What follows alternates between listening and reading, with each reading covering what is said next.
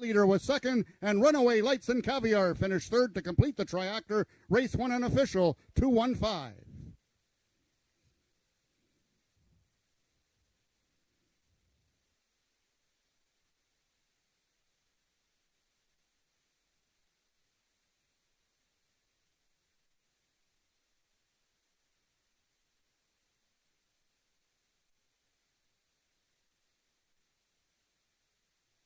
Or Who's Hot Now, and number 5, Caraway Zoomin' Lane, all carrying 1 pound over. Number 3, Grand Little Dom, will be running with First Time LASIK, and number 2, Summer's Grace, will be racing with the flipping halter on. Note race 2 is race A of the early pick 3. They're at the post. And they're off. Coming out together, Precious Memories, Grand Little Dom. In the center is Who's Hot Now. Who's Hot Now has the slight advantage over Grand Little Dom, the trailer Precious Memories. It's Who's Hot Now and Grand Little Dom. Who's Hot Now is going to win it by 3 parts of a length. Grand Little Dom second, and Precious Memories completes the triactor. Race 2 numbers unofficial, 4-3-1. The 5, Magic Diamond. Helen Vanek bobbled at the break last time. There's the prices for race number 2 on the board. Who's Hot Now, 280, 210. And they're off. Out quickest towards the inside was First Coal Wave. From the outside, Magic Diamond. And between horses, Jezebella, No Collusion PV. First Coal Wave and Magic Diamond come down to the payoff. It's going to be First Coal Wave, wire to wire. Second was Magic Diamond. And Raptor completes the triactor. Race 3 numbers unofficial, 157.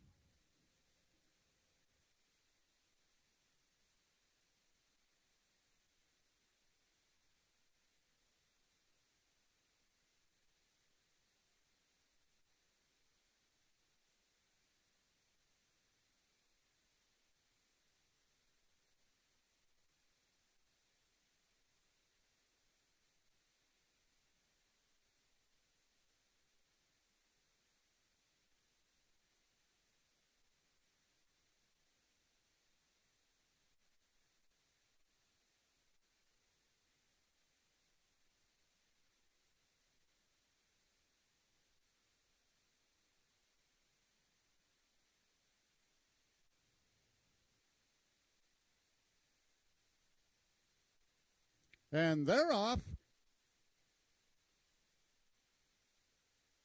Fly.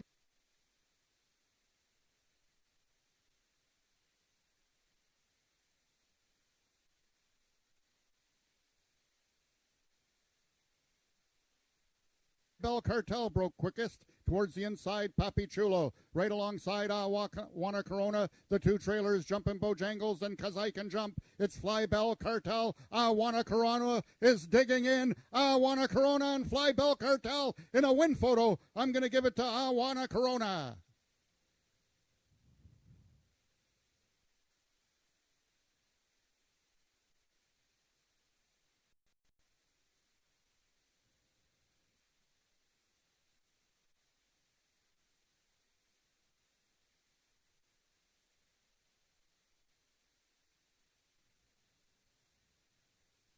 And they're off. Towards the inside is Shake Some Sugar. Away second is SR Blue Hawk in the middle. Hanover Hill Chelsea. Virtuosi get on the bus, Gus. And it's Shake Some Sugar, the one to call her. Coming through in the center is Hanover Hill Chelsea. And Eddie Walton trying to get him home. Hanover Hill Chelsea wins it. It's tight for place between SR Blue Hawk and Virtuosi.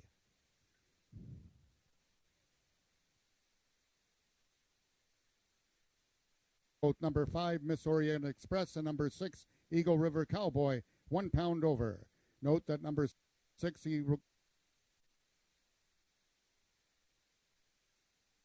Eagle River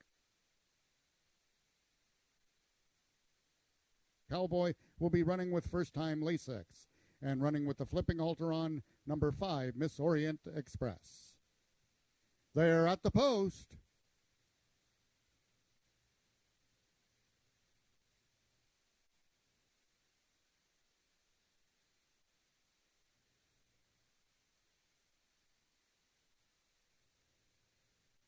And they're off. Out quickest towards the inside, KK Blue Cartel. Right alongside Whiskey James. Third on the outside is JM Southern Express and Miss Orient Express. KK Blue Cartel trying to go gate the wire, and she does so. She wins it. It's very, very tight for place between JM Southern Express and Whiskey James.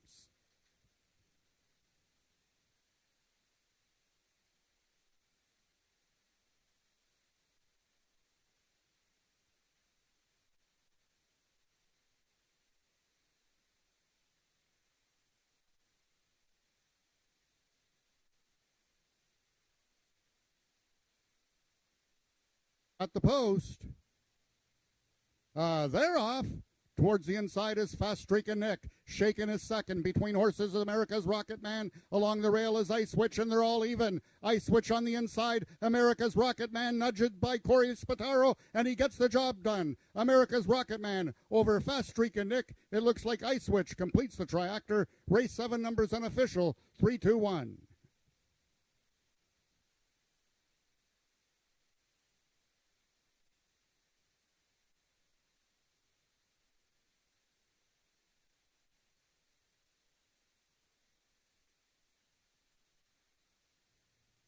And they're off. Lunging at the start was Memories of Griffin. That takes her out of the race. On the outside, it's Had to Be Relentless. On the inside, Tell Her a Secret. Between horses, Magic down there. Had to Be Tell Her a Secret coming over. And it's them two down to the wire. Had to Be Relentless. Had to Be Relentless wins it. Tell Her a Secret was second. Hot Like Fire completes the triactor. Race 8 numbers unofficial. 6-1-5.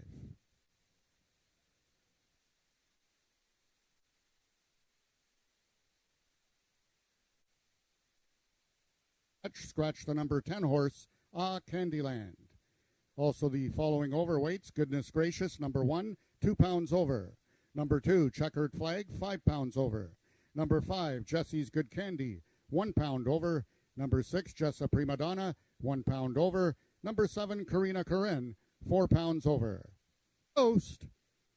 And they're off in the Princess Derby. Rosie Perry gets out quickly, as does Jessa Prima Donna. Rosie Perry, Jessa Prima Donna, now split by Streakin' Little Wagon and Checkered Flag. It's Streakin' Little Wagon with a slight advantage. Jessa Prima Donna for Spataro, coming on at the wire, those two. It's Jessa Prima Donna winning the Princess Derby. Second was Streakin' Little Wagon, a show photo between Jesse's Good Candy and Ice Cream Cartel.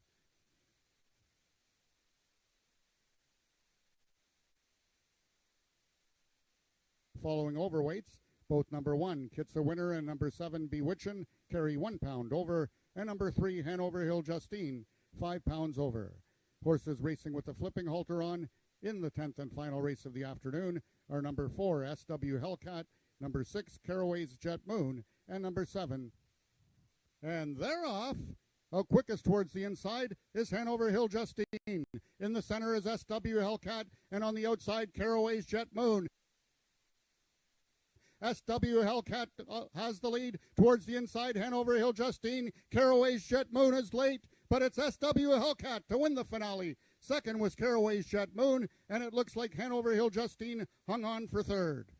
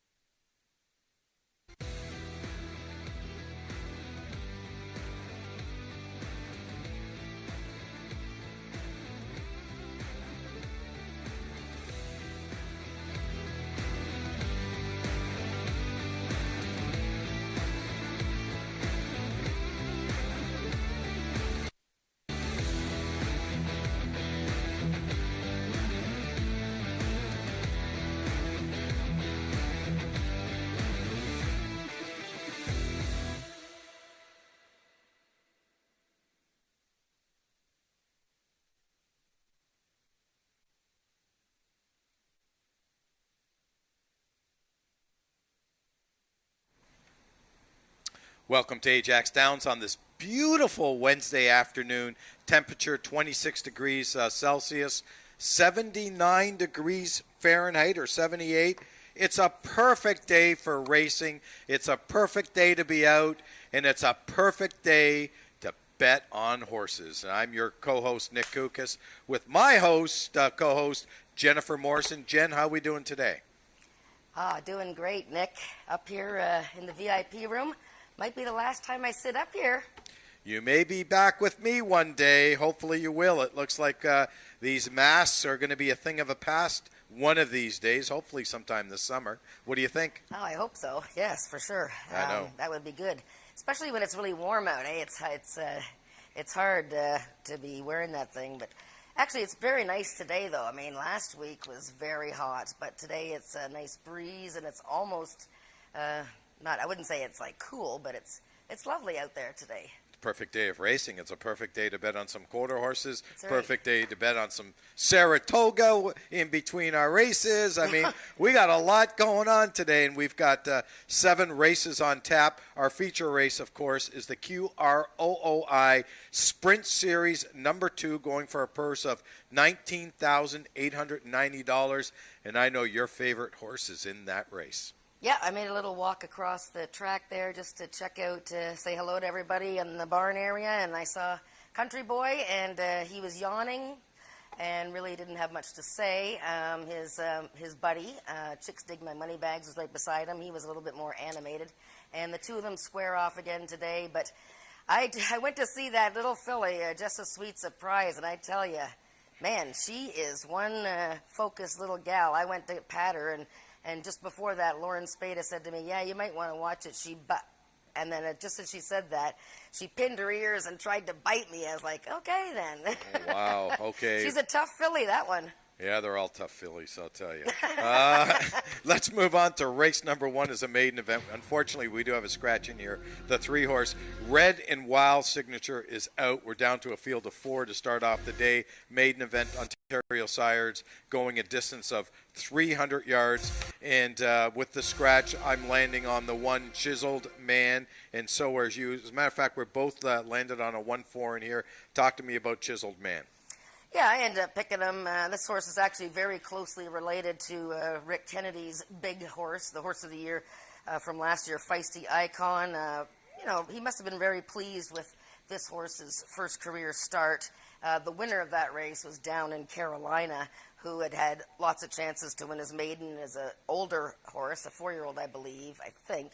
But anyways, Down in Carolina was expected to win, and Chiseled Man at 20-1, just a super effort to be second. And with the scratch of Rick's other horse, I think it's it's a pretty good little spot for Chiseled Man to graduate today. Yeah, and the other horse in the race is All Out of Sugar. Brian Bell rides for Don Reed. This horse here didn't race all that well first time out this year, but last year, first time out run, spectacular. Yeah, you have to throw out actually her 2 races since her debut. And Don Reed trains this horse for Marie Broadstock. And actually, husband Bob has the Hesty Sport horse in here, Senor Pagrana. But All Out of Sugar, you have to excuse his last 2 races. And he had a very awkward start and veered in his first outing of this year. So I'm expecting, if you notice, he's had 2 gate works. Don Reed has worked him from the gate twice since then. So I'm expecting a much better outing by All Out of Sugar. Okay, let's move on to race number 2, a speed index event. These are 3-year-olds and up with an average of 75 and under. Again, we're going a distance of 300 yards. This race is a little tougher. We both landed on the 1 Red Wagon Dust, but we're going to need a little bit of luck here. Primarily for most of the meet, the inside hasn't been the place to be. It wasn't bad last week, I have to say. I thought Dave, the maintenance guy, did a great job on the track. It was pretty unbiased last week. If it's unbiased this week, this horse should be tough.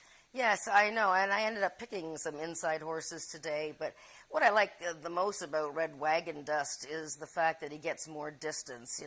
He's been second and third in those 2 250-yard races.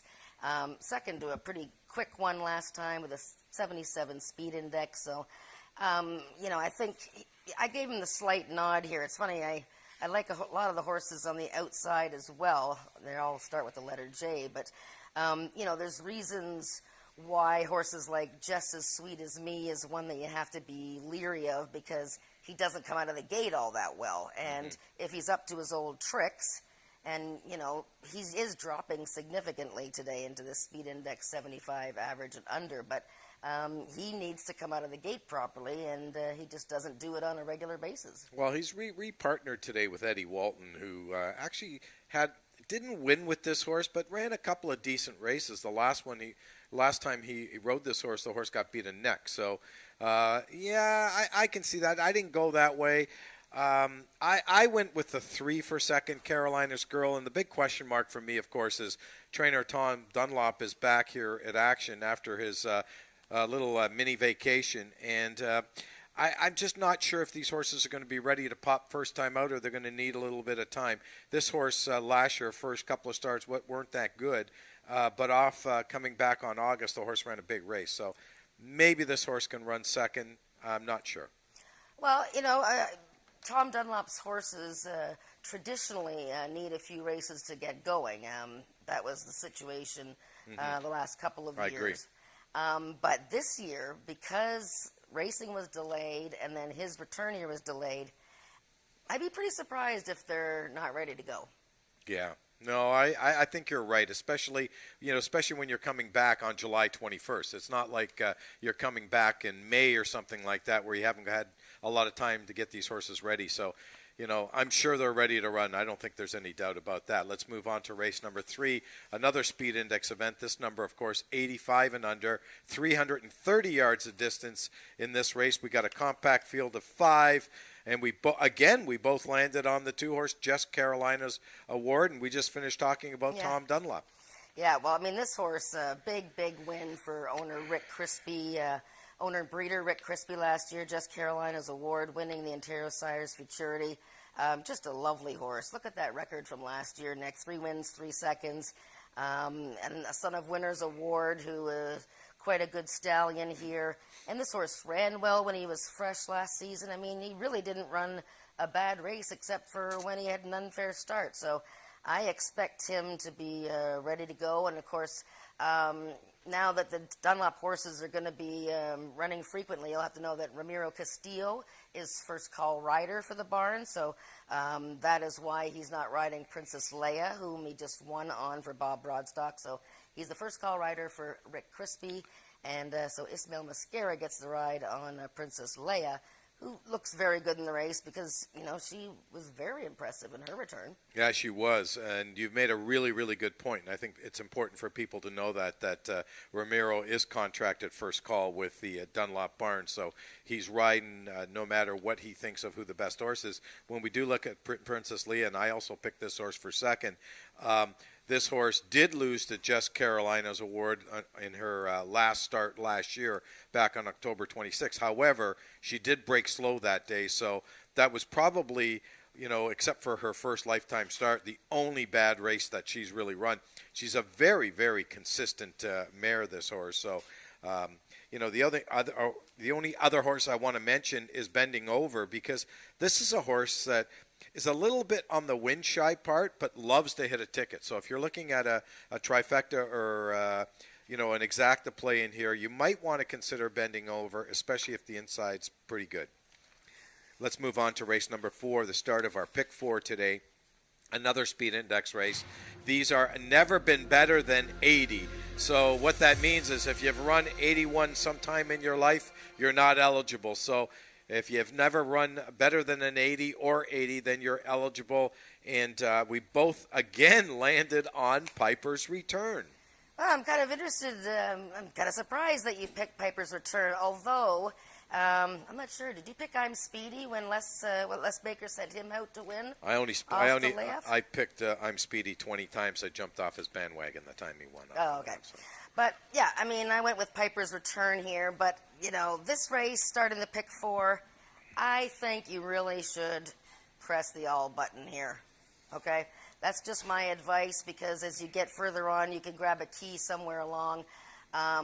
So my advice here would be the all button. But let me just show you the last race of Piper's Return. And as I said, Corey Spataro and Les Baker combined to win with I'm Speedy, first time out this season. So Piper's Return, yeah, that wasn't a very good start there. Out of the gate, she was in the 2-post. Maybe we can show it again. And you know what? This race was a really loaded race. Actually, she was having a little bit of trouble there as well. The guys can back it up one more time. The 2-horse Had to Be Relentless comes out a bit. She comes way in. And, something like that. It pretty much, and look at how fast she still breaks. This gal comes out of the gate very sharply. She's got an outside post today. Now look at this horse on the lead. America's Rocket Man has come back to win. The horse on the rail, who was causing all the bumping with her, Had to Be Relentless. He's come back to win impressively. It was a key race, a really good field, and I like that she's in a speed index now. So I'm leaning towards the 5 Piper's Return. What do you think about that? No, I picked this horse. I probably do agree with you. I think you might have to go a little deeper. It's not a horse I would key because the horse, I don't know. I mean, it was a funny race. I mean, I think the horse will be a lot better today. She's always been very consistent. So the other horse I would consider in here is the 2-horse Down in Carolina. The horse was very impressive. Won with authority as the chart line back on July the 7th. That was 2 weeks ago in her maiden victory. Yeah, and as we were saying earlier, Chiseled Man, of course, is in the first race today. So if that horse wins fairly convincingly, that makes Down in Carolina look all that much better from his maiden win. But I could make cases for all these horses. Sure. 3-horse, Hey There, Georgie Boy. Both of his wins came at 300 yards. His season opener came at 250, so he stretches out. My Special Corona, she was gaining ground last time. She's still a maiden, but she ran a 79 speed index last time. Nobody's run a 79 speed index in their last start. So I think everybody looks good in this race, leaning towards Piper's Return, but pick 4, I would suggest spreading them. Okay, let's move on to race number 5, an optional claiming event, $15,000, the claiming price. And there is one horse in for the money, and that's, of course, my namesake, Fast Streaking Nick, is in for the $15,000. Now, this is a race where you got some really, really nice horses. I mean, you got Had to Be Ivory, you got Easy Street, you got Countries coming back. Let's talk really quickly about Easy Street. Correct me if I'm wrong. First start for Tom Dunlop and Rick Crispy. Must have bought this horse privately over the winter. Yes, that's correct. Actually, a lot of times Rick Crispy and Tom Dunlop will buy a horse off of Bryn Robertson. And this is actually, Easy Street's a half-brother to the horse that won the Peacock Maturity 2 weeks ago, Firing Red Jess. And Easy Street was a top 2-year-old. 4 for 4. He won the prestigious Alex Peacock Futurity. And, he had a rough 3-year-old season. It just, he had some problems at the gate. He got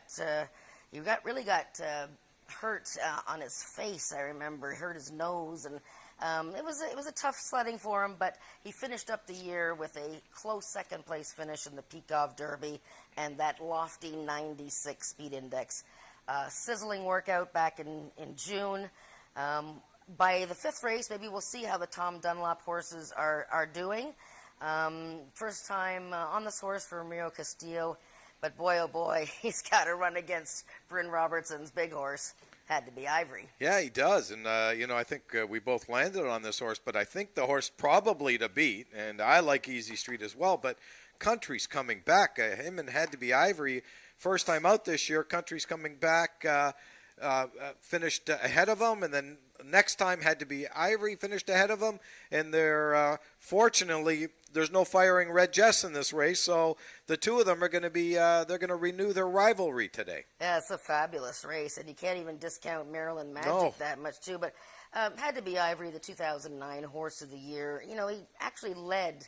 He led right before the finish of the Peacock Maturity, and he wasn't exactly keeping the straightest course halfway through the race to the finish line.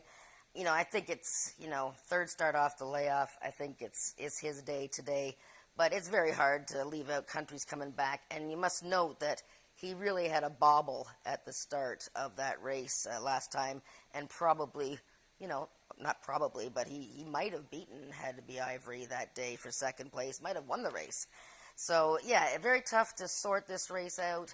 I'd probably use the two of those horses, the two and the bottom horse, Country's Coming Back, in the pick four. Yeah, and Fast Streaking Nick, I'm not sure. He's definitely not good enough to win, but you know what? This horse is really consistent. I mean, last year he ran 5 times, four of the 5 top 2, and even in his first start this year, he ran second to a horse that he had no chance of beating that day, America's Rocket Man, who came back and ran a huge race. So this horse is legit as well. I wouldn't overlook him that quickly. And, of course, Maryland Magic, what can we say about him? He's also a daddy, and he's won 10 out of 37 lifetime races. So that's a great race, I tell you. Yeah, just a fabulous field. race. Okay, Yeah. Let's move on to race number 6, an allowance event. These are 3-year-olds and up, which have not won a race going 110 yards. And the race is 110 yards. So I know we say this every time. Who's going to be the best breaker in here? And in quarter horse racing, when we say breaker, that's a good thing. We want you to break fast. In standardbred, you don't really want to be a breaker, do you? No, Okay. no. And, I always find these ones fascinating because they're for horses that have never won at the 110-yard distance. So somebody's going to break their maiden at the gridiron gallop. And this field, actually, a lot of them, actually the first 3 in the gate, have never even tried the distance. So I had a lot of trouble with this race, Nick. I don't know. I forget. I didn't hear who you picked, but I'll just say I went with Usain Colt. And I know you love the horse's name, and he's named after a really fast human sprinter and all that. He did finish 3rd once, beating a neck to Chickstick My Moneybags, who would probably win this race. I didn't mind his season debut. He's not the most reliable horse to me. I tend to pick him, and he doesn't win, and then when I don't pick him, he wins. So we're sort of in a zigzag that way, but I'm sort of leaning towards him. And the other horse I quite like is Chalk Cliffs, and I will make sure that I watch these Michelle Woodley horses second time out. This horse broke like a rocket ship from the rail post in his season debut, but look at who he was running against. Spy for the Senate, who came back to win. Country's Coming Back, had to be Ivory. And now he's in this little allowance race. So, oh boy, okay, look at our picks. They're completely different. Oh my goodness. Okay, so there's 7 horses in the race. We've got 6 horses. So the only horse that we don't have is the one CC Senator Page. I declare that's the winner because we didn't pick him. So there we go. Wow, now you picked Louis Armstrong TLC. How can you not like a horse named Louis Armstrong? I No, love brother. Louis Armstrong. I mean, I'm a name guy. I mean, Usain Colt, Louis Armstrong. Yes. If you've got a name, I'm in. So that's the way I handicap. Let's move on to our feature race on today's Card of Racing. The QROOI Sprint Series number 2, $19,890 up for grabs. And really, the champ is in here. Country Boy 1, 2, 3. I mean, I know we both watched that race in Indiana, and he got beat a zop at a huge price, Jennifer. Yeah, it's too bad. I should have actually brought a photo for the gang to show. But, yep, he's back from Indiana. I know I wrote in the program Oklahoma, so I apologize for messing that up in the program comments.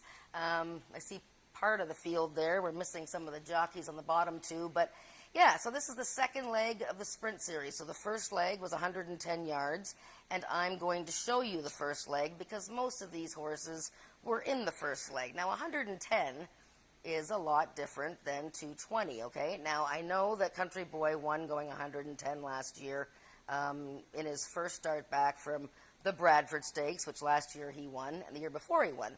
This year he gets beat a zap. But what happened in that 110-yard race that started his 8-year-old season? Well, I'm going to show you because I know that the comment says needed more room, which, is usually true because Country Boy really is at his best going longer. But, whoops, he got sandwiched there. Look at the number 2 horse, okay? Just a mess from the gate. Now, it's his first start of the year. He's the champ, but this was just a disaster. So maybe the gang can, once he got wiped out by the rail horse, Night Fishin', who's in here, by the way, and came back to win off of that race. I don't know if you guys can show that race again for us, because I wanted to show you how well Okay, we'll come back to that. Just a Sweet Surprise, who was in the 5-post, won the race, and this gal is not one to be messed with, okay? She's the real deal. So Country Boy's there. He gets completely annihilated, but the orange blinkers on the outside, Corey Spataro and the Craig Spada barn, just powerful. There we go. Country Boy is eliminated immediately. Arctic Fame in the middle. Country Boy, Chicks Dig My Money Bags on the outside, and the filly in between, I should say mare, just a Sweet Surprise, just really quick. Now we get 220 yards. It's better for Country Boy. He gets his rider back, Eddie Walton. You know what? I expect him to be a lot better. Yes, he wants more distance. Yes, the filly beside him, the mare beside him, is very quick. I think it's going to be a really good showdown. Now, I know you picked Chicks Dig My Money Bags, Nick. You think that he can topple the big two? Well, I know one thing about Chicks Dig My Money Bag. He's a fast horse. He gets a rider change today. He gets Brian Bell. Brian's been pretty hungry. He hasn't been riding a lot of horses. He's a very aggressive rider. From the outside, I think he might be able to get a jump on Country Boy. There's no question. Country Boy's the better horse. No question. But it is 220. So if you're ever going to beat him, you can beat him at 220. It's almost impossible to beat him at 300, 350, or 400. I mean, he's just too good of a horse. But at 220, as a handicapper, you got to take an edge. And I thought maybe this horse might be able to get away. And there's the other theory, of course, too. When a trainer's got two in a race, especially a stake race, always take the one with the bigger price, right? She's only got 2 horses, but yeah. You're right, but they're both in the same race. And you know one thing, the 9's going to be a bigger price than the 2. And, if Country Boy does have a stutter step start again, then, the mare looks good, Chicks Dig My Money Bags. And, the Arctic Fames, he's 10 years old, but this guy never runs a bad race. And Josh Scott and Scott Reed already with the big upset and the huge peak of maturity, and a good combination there. They're starting to heat up. Sure. Carneros is always around the payoff. Right. He's a little bit short of his best form at the moment, I think, but shortening up in distance helps. And, of course, Night Fishin', who caused all that trouble in the first leg of this series, has come back to win, so she's in sharp form. So the last race of the Pick 4 is a doozy.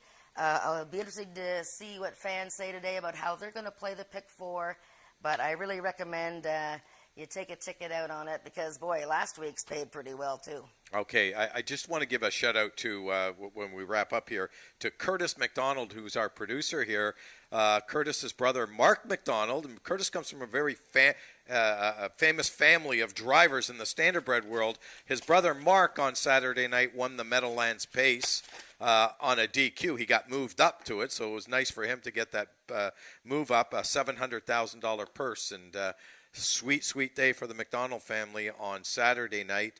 Let me remind everyone that our restaurant is open here at AjaxDowns for takeout only, so you can go upstairs into the casino portion and pick up something to eat and drink and bring it outside and have it at one of our picnic tables. And if you can't join us today on this beautiful day, remember, we're here every Wednesday till I think September 7th.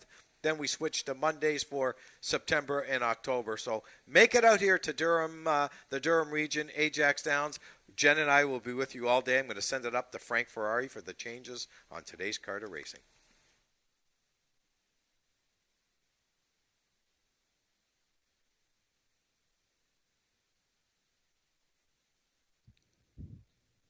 Ladies and gentlemen, good afternoon and welcome to AjaxDowns here on a sunny afternoon. Welcome all the viewers streaming in across the globe. This afternoon we present 7 races for you, and the on-track feature goes in the 7th and final race of the afternoon. It's the QROOI Sprint Series number 2. For 3-year-olds and upward, they'll be running for a purse of just under $20,000, featuring the richest quarter horse to run in Canada, number 2, Country Boy 123. Approximate post time for race 7 is at 4:12 p.m. If you can turn to your programs to race number 1, I will give you all of the changes and or corrections on this afternoon's live card of racing. In the first race, we have a vet scratch. Scratch the number 3 horse, Red and Wild Signature. Number 3, Red and Wild Signature, is a vet scratch and will not go postward in today's first race. The following overweights: number 1, Chiseled Man, will be 1 pound over. Number 4, All Out of Sugar, 4 pounds over. Number 5, Caraway Zoomin' Lane, 1 pound over. And horses racing with the flipping halter on, both number 2, Senior Pagrana, and number 4, All Out of Sugar. Race 1 offers win, place, show, exactor, triactor wagering, and it is the first half of the daily double. In the second race, the following overweights: number 2, Phil Jefferson, 1 pound over. Number 3, Carolina's Girl, 1 pound over. Number 5, Just as Sweet as Me, 5 pounds over. And number 6, Jazz Steppin', 3 pounds over. Horses racing with the flipping halter on, number 5, Just as Sweet as Me. Race 2 offers win, place, show, exactor, triactor, and superfecta wagering, and it is the race A of the early pick 3. Today's third race, the following overweights: number 1, Bending Over, 5 pounds over. Number 2, Just Carolina's Award, 1 pound over. And number 3, I Think I Con, 4 pounds over. Horses racing with the flipping halter on, both number 1, Bending Over, and number 2, Just Carolina's Award. That brings us to race number 4. We have the following overweights: number 1, Hanover Hill Dashing, 5 pounds over.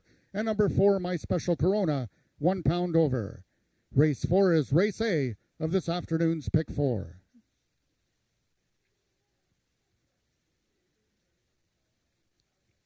In the fifth race, the following overweights: number 3, Easy Street, 1 pound over. Both number 4, Fast Streak and Nick, and number 5, High Class Ecstasy, will be 5 pounds over. Race 5 is race A of the late pick 3. In the sixth race, we have a vet scratch in your program. Not going postward in race 6 is the number 7 horse, Hanover Hill Sugar. And the following overweights: both number 2, Chalk Cliffs, and number 5, Usain Colt, 5 pounds over. Number 3, Favorite Pearl, 3 pounds over. Number 6, Louis Armstrong TLC, 1 pound over. And number 8, Sugar Man's Delight, 4 pounds over. Horses racing with the flipping halter on, number 6, Louis Armstrong TLC. Race 6 is the first half of the late daily double.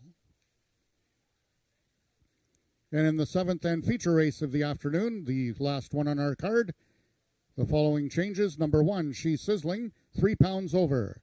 Both number 2, Country Boy 123, and number 6, Arctic Fame, 5 pounds over. Number 8, Night Fishin', 1 pound over. And number 9, Chicks Dig My Money Bags, 4 pounds over. Horses racing with the flipping halter on, both number 5, Carneros, and number 6, Arctic Fame. Those are the changes thus far in your program. Any further changes or corrections will be given to you before each race. The main track condition is listed as fast. It's 25 degrees Celsius, 77 degrees Fahrenheit. The wind is a light wind from the northwest at 16 kilometers an hour, which is 10 miles per hour. There will be a light headwind. First race post time is at 1:30 in just 11 minutes.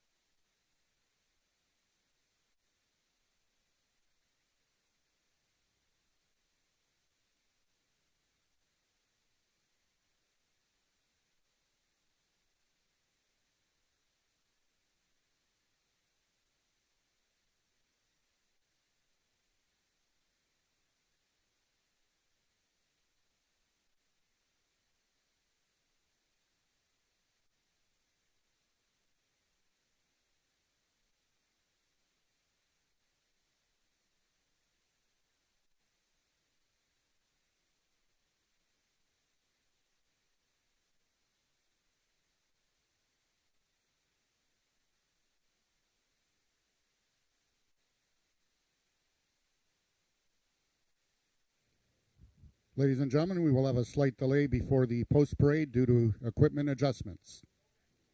Mutual still open for wagering on this afternoon's first race.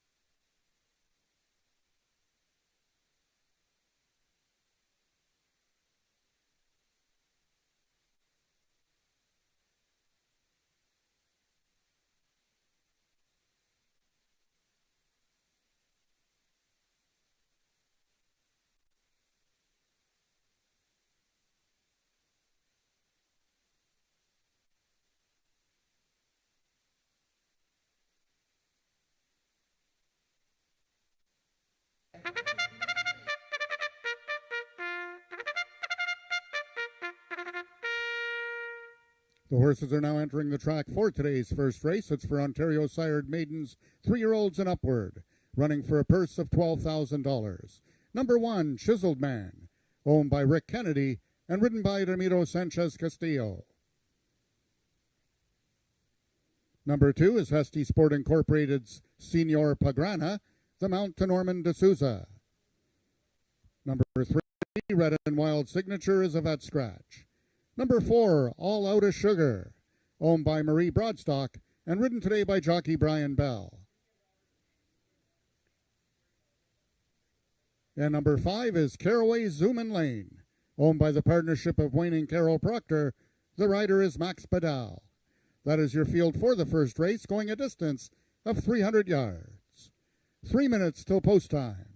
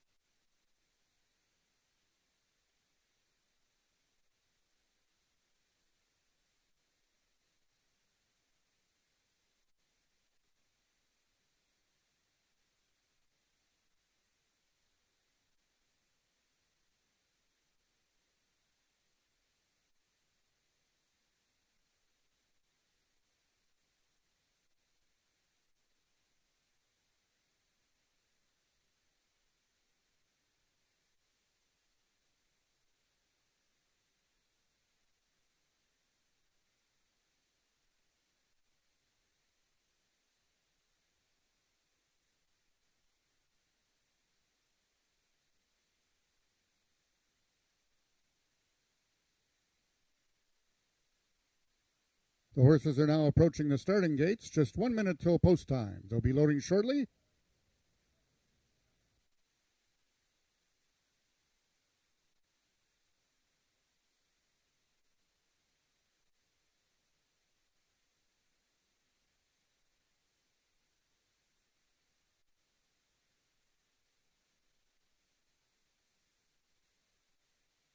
They're now entering the starting gates. Number 2, Senor Pagrana, the first one in, making his 2021 debut.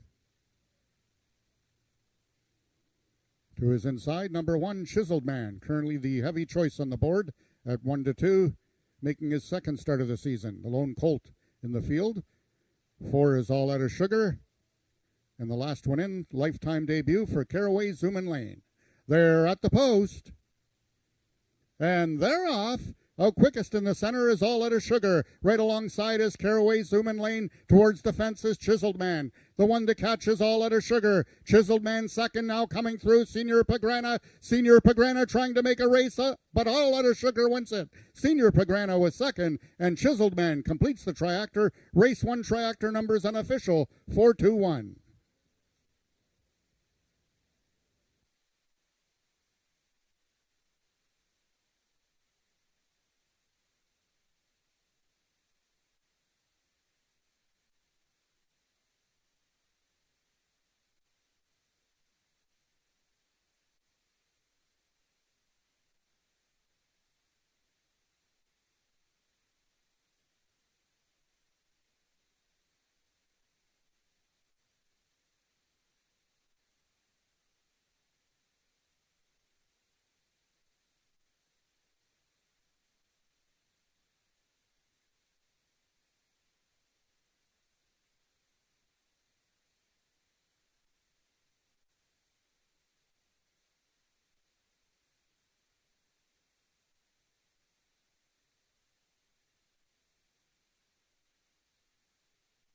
The unofficial winner of the first race was number 4, All Out of Sugar. Second, number 2, Senor Pagrana. Third, number 1, Chiseled Man.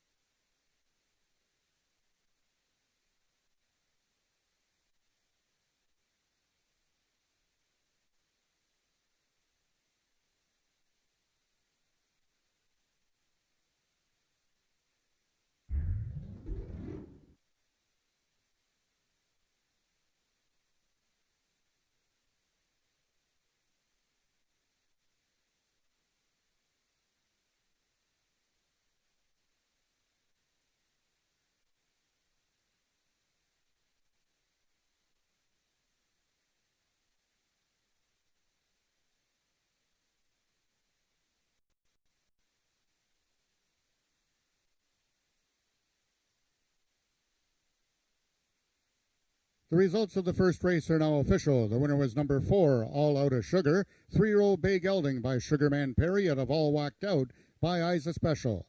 Both bred and owned by Marie Broadstock. All Out of Sugar is trained by Don Reed. Congratulations on his first win of the season, and ridden to victory by jockey Brian Bell. All Out of Sugar winning the distance with a time of 16.086 seconds, carrying a speed index of 72. Rechecking from top to bottom, order of finish in your program should read 3-2 Vet Scratch, 1-4. Those are the total results of the first race. In this upcoming second race, the following overweights, both number 2, Phil Jefferson, and number 3, Carolina's Girl, carry 1 pound over. Horses racing with the flipping halter on in race 2, the number 5 horse, Just As Sweet As Me, also carrying 5 pounds over. Race 2 is the second half of today's Daily Double, and Race A of the early pick 3. Also, we will have a tote delay with the prices on race number 1.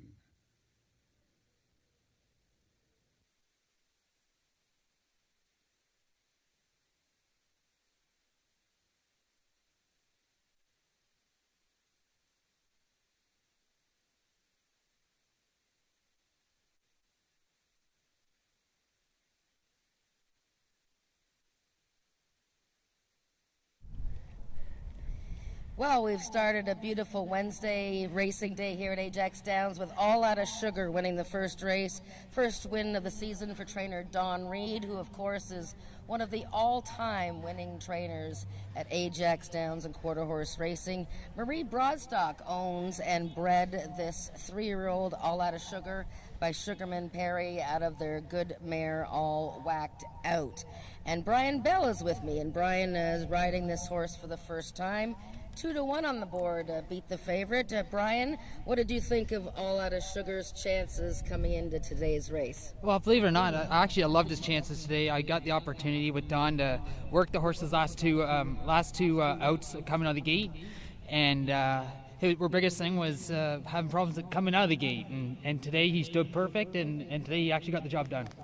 Yeah, and it's interesting that we sort of talked about that on the pre-game show, Nick and I, that there was those 2 concentrated gate works since the June 23rd race, and that's something that a handicapper should look for, right? Is if they see a horse that broke slowly, did the barn come back and give them practice?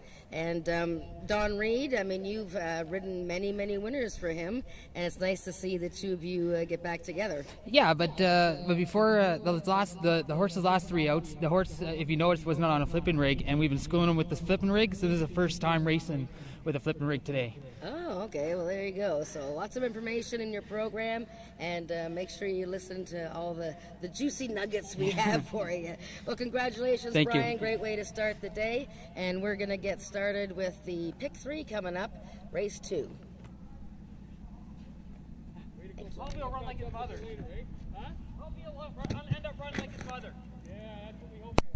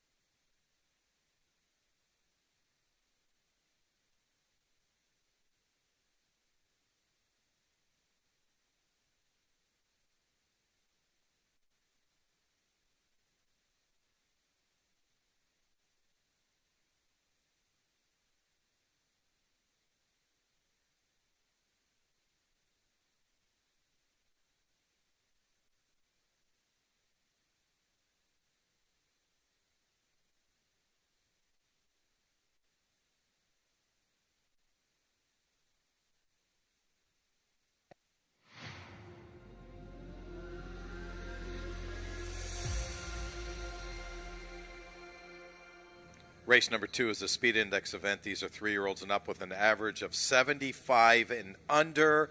And the 4-horse right now, Just Give Me a Minute, is the early favorite right now, 3-2. You landed on with this horse for second. I didn't use this horse at all, Jen. Yeah, I like this horse, even making a great appearance here in the walking ring as well. Looks great. Yeah, he's on his toes. He's very shiny, well turned out for Alan Hudson's. And I like his 2 races this year. Second to Country Fried Chicken in the allowance race, and then third in his most recent to Virtuosi, who had won 2 races in a row there. So I like the fact that he breaks well, he shows speed. He actually was battling for the lead right out of the gate in his most recent, and Cassandra Jeske gets along with him very well. Okay, we both landed on the 1-horse Red Wagon Dust. Tony Phillips riding for Amanda McCormick. This is a gelding that's had another horse that's had 2 good starts this year with a second and a third place finish, 5,000 in the bank so far. I think this horse can run well in here. Well, I mean, this horse almost never runs a bad race. In fact, his worst finish is a 5th place finish in his second career start. He's just a horse that you love to include in exotics. He's a very attractive 4-year-old. And any day now, these Amanda McCormick horses are going to be making their second and third starts of the season and getting on a roll.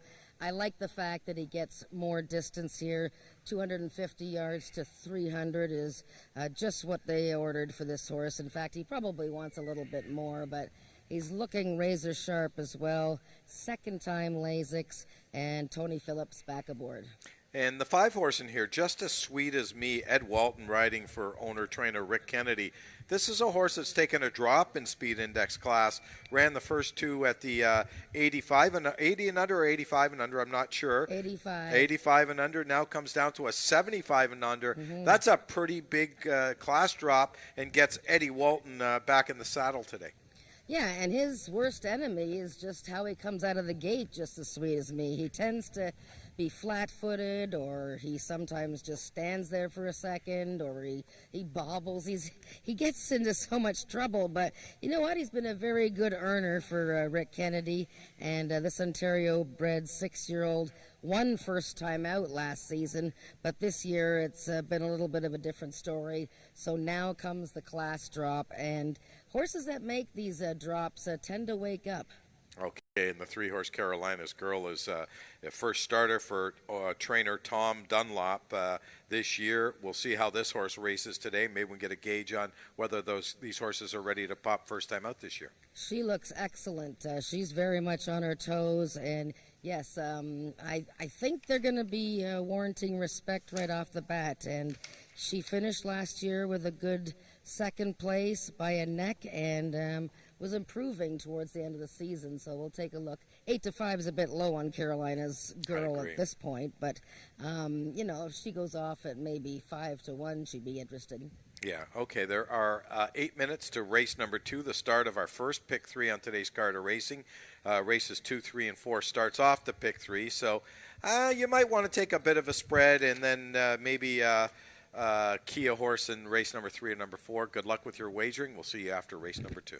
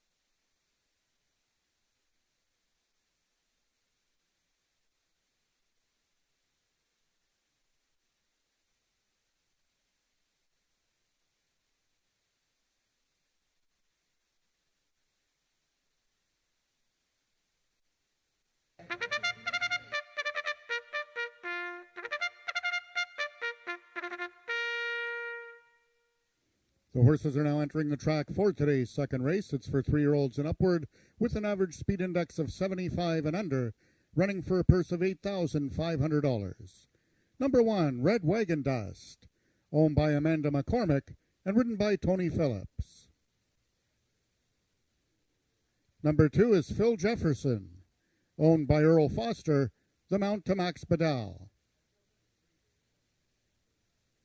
Number 3 is Carolina's Girl, owned by Rick Crispy and ridden by jockey Ramiro Sanchez Castillo. Number 4, Just Give Me a Minute, owned by Helen Hudgens, Cassandra Jeske in the irons.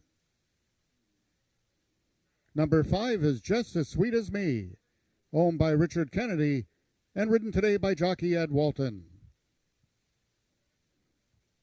And number 6 is the Big Dog Racing Stables Jazz Steppin', the mount to Rachel Isaacs. That is your field for the second race, going a distance of 300 yards. 4 minutes till post time. Race 2 is race A of the early pick 3.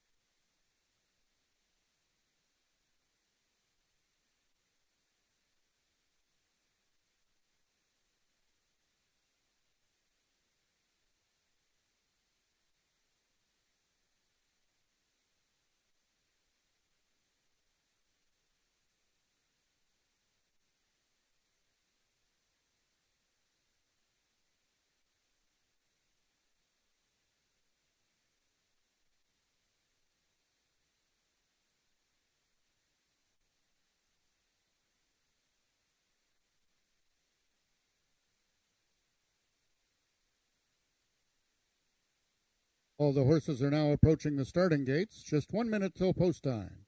They'll be loading shortly.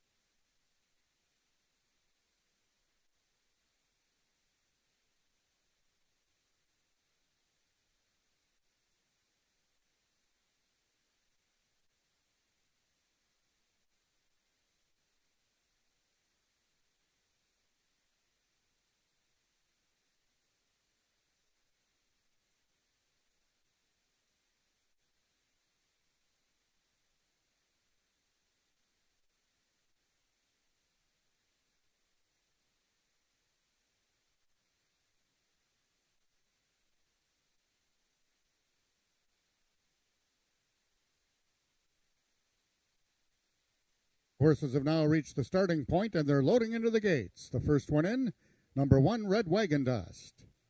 Number 2, Phil Jefferson is in. Number 3, Carolina's Girl, making her 2021 debut, one of 2 mares in the field. Number 4 is Just Give Me a Minute, the 8-5, 7-5 choice on the board. 5 is Just as Sweet as Me, and the last one to load, the other mare, number 6, Jazz Steppin'.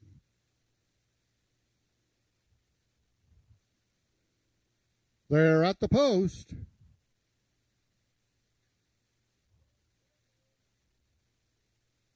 Acting up in the gate is number 1, Red Wagon Dust.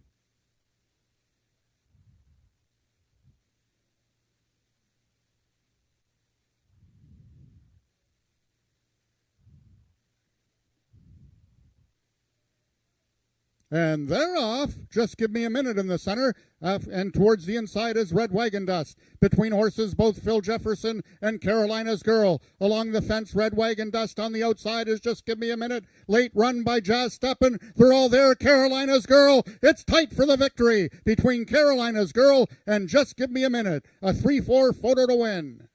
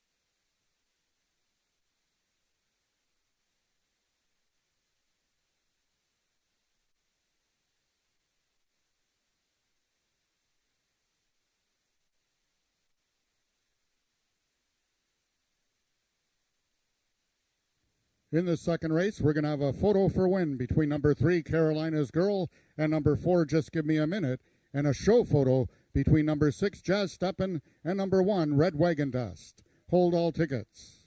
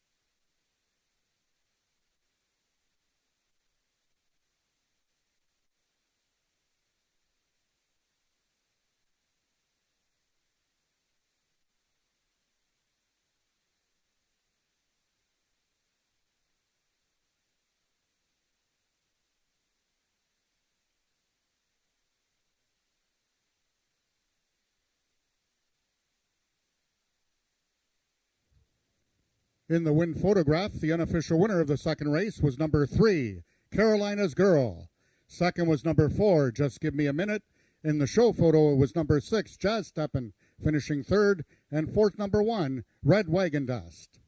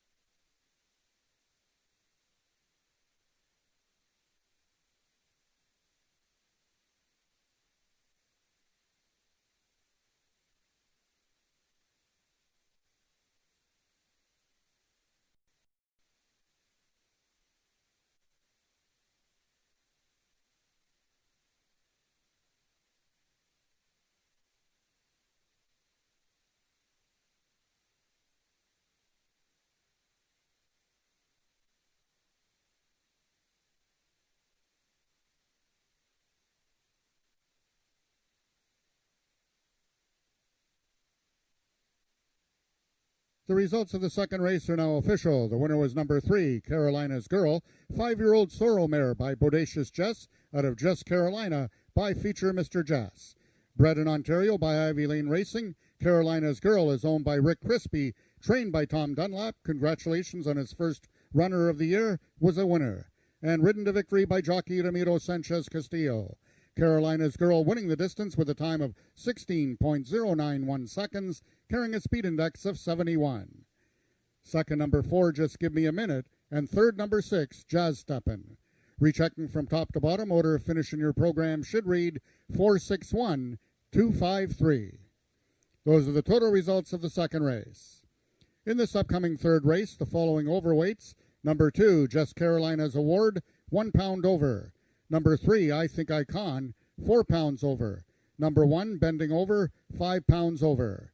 Horses racing with the flipping halter on, both number 1, Bending Over, and number 2, Just Carolina's Award.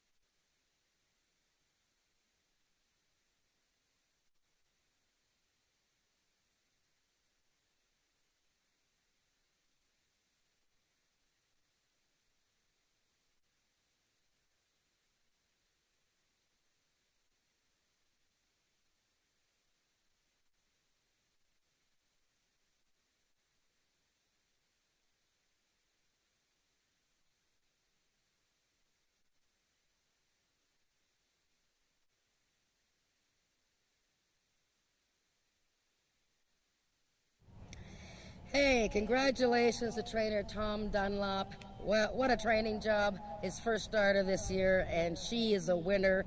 What a close race that was. Owner Rick Crispy is here with me, and this is a mare by Bodacious Jess out of Jess, Carolina. It was her first start of the year. And Ramiro, I'm going to ask you, you're riding for Mr. Crispy and Mr. Dunlop this season. What did you know about Carolina's award going into this race? Did they give you any instructions about her? I really know nothing about these horses, no? But Tom only tell me enjoy, try to win. Try to win. Yes. Oh, that's a good idea. Okay, well the gang's going to just show the race here and in slow motion, and maybe you can just sort of take us through. I tell you, there was a lot of people that thought either the 4-horse had won on the outside, or because it was taking so long, it was a dead heat. I don't think anybody actually thought that Carolina's Girl had won the race. Did you think you had won? In the last moment, in the last jumping, yes. You did? I did too. Oh, and apparently Mr. Crispy Yeah, because did. my Okay, horse here. in the beginning is not too fast, but after the 100 yards, super fast fly. So are you leading here? Yes. You're in front here. Yes. And she's just like Cassandra well riding prepared. very hard. Yes, Cassandra's on the Cassandra floor ready. there. And coming right to the Exacto. finish. Boy, I tell you, it's amazing how that... Y the last jumping, Whoa, amazing. You go get ready for your next Thank race, you. Ramiro. Thank We're you, going to Mr. talk to Rick Crispy here. Rick, congratulations. I know it's been a tough of a slow start for you as far as not racing your horses, but it's a good way to start now, isn't it? It's an outstanding way to start, and she's just a gutsy young filly, and I'm very proud of her today. And it was a good race. The 4-horse was racing well. Romero held on, and it was a nice finish. Very now, happy you about said it. you thought she won. I did. I was standing right up at the finish line. Okay. I knew it was close. And the longer it went, I thought it was closer than I thought. But it was for us, it turned out very well. So for those of us who are betting and watching the races, what do we need to know about your horses, the Tom Dunlop horses now? They'll show a workout or two from the training center. And sometimes I've noticed that your horses need a race or two. Should we assume that they are really ready to go right off the bat? Listen, you never know. You train the best you can. Certainly Tom does an outstanding job with what he does, but it does take us off in a race or two because it's a different track. We're up here for the first time. It's a long trip to come up. It's about 7 hours, and with border issues. So the horses, yesterday was very hot. Tom had a blowout on his trailer. To add to the misery, we cut the fender off the trailer last night.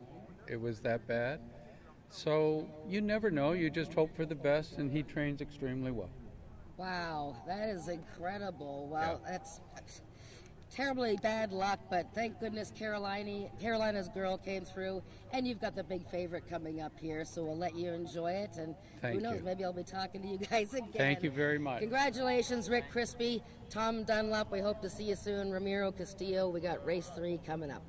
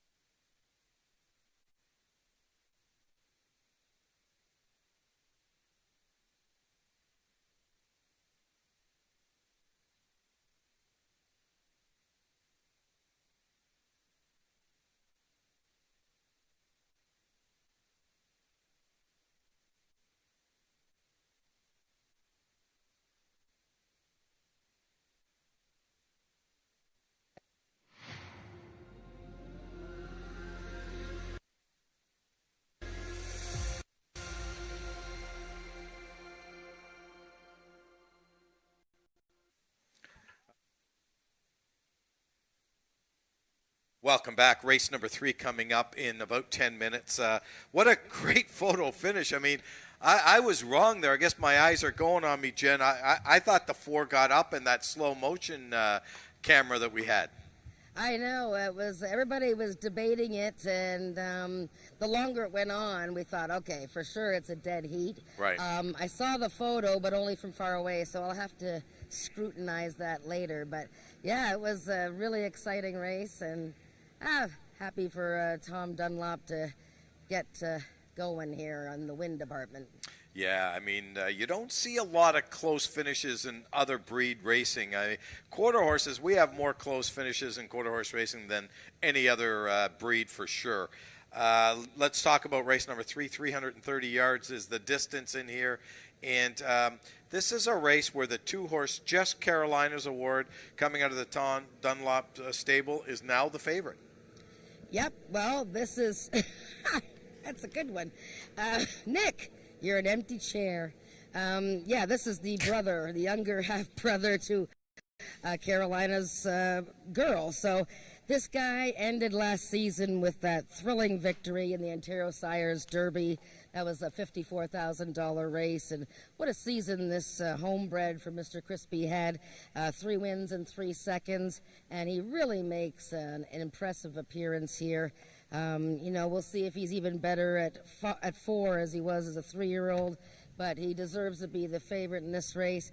Be interesting to see how he handles the inside. I'm not going to place a lot of stock just on 2 races, but I was watching Red Wagon Dust in that race, and he was going along so well, and he just looked like he sunk on the inside there. So I'm not sure, but Just Carolina's Award is the main player here. Okay, let's talk about the outside here, Princess Leia. And as you mentioned in Talking Quarters, a pregame show, Ismael Mascara is on this horse because Ramiro Sanchez Castillo is first call with trainer Tom Dunlop, so he's committed to ride everything out of that barn. So I'm not sure if he would like to be on Just Carolina's Award or Princess Leia. Princess Leia is a horse that is going to be tough in here. Yeah, well, she's, you know, she raced in the Derby against Just Carolina's Award, but she lost all chance in that race. Had a sensational return to the races with Ramiro on board. And Ramiro still rides some of the broadstock horses if Mr. Crispy, Mr. Dunlop don't have starters.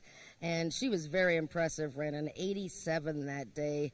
And, you know, Ismail is certainly a capable replacement. He's 6 for 18 at the meeting. He's also winning races at Woodbine Racetrack. So she's going to be interesting. And, you know, Just Carolina's Award and Princess Leia are 3-year-olds that just turned 4. So they were 3-year-olds racing against 3-year-olds last year. Now they're spilling out into the open company where they're running against horses like the Big Gray here, Channel Islands Flyer, who's 11 years old. Yeah, we have to talk about him. 88 lifetime starts, 13 wins, 32 seconds. More than a third of the time this horse runs second, and 15 thirds, 153,000 in the bank. Tony Phillips has ridden this horse many, many times, is back on Channel Island Flyer. Yeah, he comes back every year, and he just is a wonderful old guy. Barry Wood, James Bogar. And, yeah, 60 in the money of 88 starts. You know, he ran 110 yards first time out this year, so that was just sort of a tune-up race. Went better last time against Maryland Magic, so this field is slightly easier, I think. So you have to use him in your exotics, and he's just a wonderful. There he is. He's look at how much. You know what? These gray horses, as they get older, they just turn white. Yeah, and he'll be out on the track first because he gets a little antsy. For an 11-year-old, he's always quite full of beans. Okay, there's horses will be on the track shortly, and both Jen and I will be with you for the run-up to race number 3.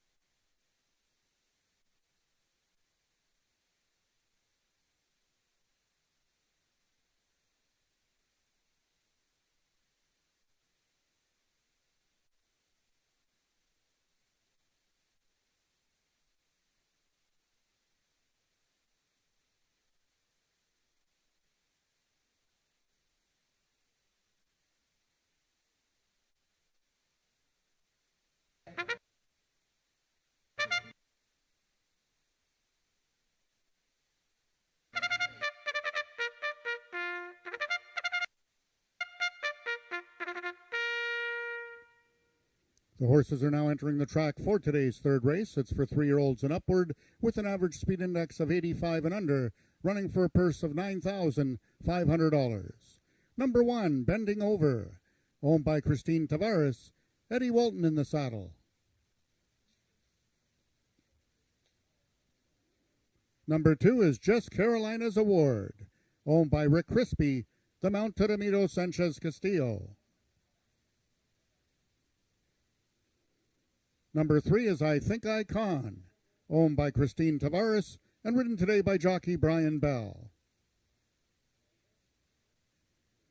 Number 4 is Channel Islands Flyer, owned by James Bogar and ridden by Tony Phillips. And number 5, Princess Leia, owned by Marie Broadstock, the mount to Ismael Mosquera. That is your field for the third race, going a distance of 330 yards. 4 minutes till post time.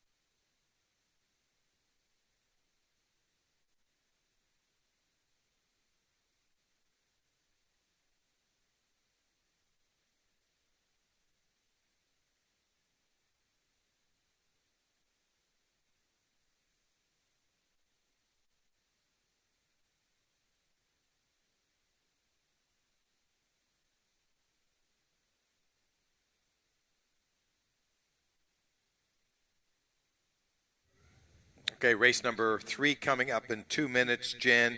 Anything that you saw in post parade that might have changed your thought process in this race? Well, they all look pretty good. I mean, Channel Islands Flyer, he's always a handful, so he went out early. But I thought, you know, if I had to pick one that wins the post parade as far as looks, that would be the 5, Princess Leia. She looks fabulous. She's really on her toes. You can see her on the outside of, I believe that's the pony Frosty there. He's got the fly sheet thing over his head. He looks like a bug. But yeah, Princess Leia looks super. How about the 2 Joe Tavares horses, Bending Over and I Think I Can, making their first start of this year? Yeah, well, the older mare, I Think I Can, she looks well. I mean, she, you know, had trouble in her first start last year when she sort of broke outwardly there. I tend to see her as one that gets better later in the season. Again, these horses are making later starts to the meeting than normal because we were delayed, but I think it's between the 2 and 5 here, though, just looking at them.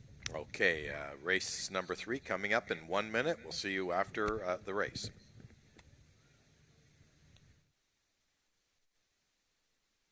All the horses are now approaching the starting gates. Just 1 minute till post time. They'll be loading shortly.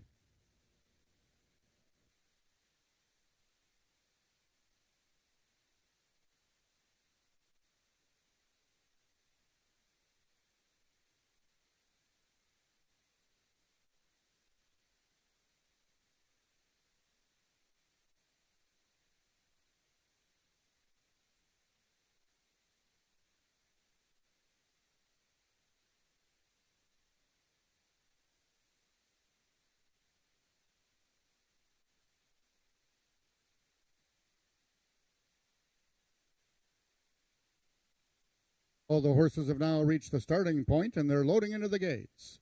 Number 1, Bending Over, the first one in. 1 of 2 in this field for Joe Tavares. Number 2 is Just Carolina's Award. trying to give Dunlap, Crispy, and Castillo back-to-back winners.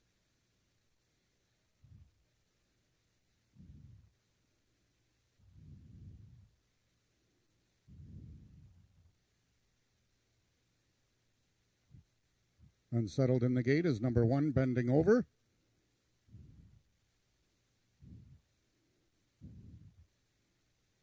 Stablemate, number 3, I Think Icon. One of 2 grays in this field is in. Trying to give jockey Brian Bell his second winner on the card. Still acting up is number 1, Bending Over. We have 2 left to load.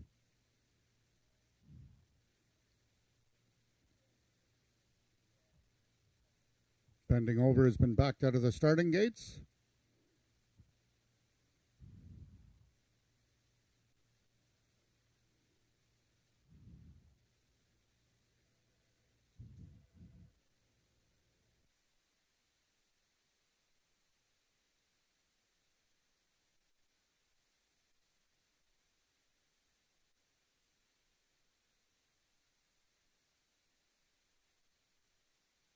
Ladies and gentlemen, we were going to have a slight delay before the start of this third race due to equipment repair on the number 1 horse, Bending Over.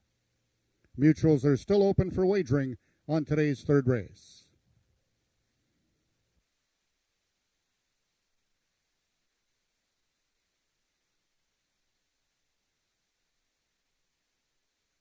Horses are loading. Number 4, Channel Islands Flyer. One of 2 grays in the field is in. 11-year-old gelding.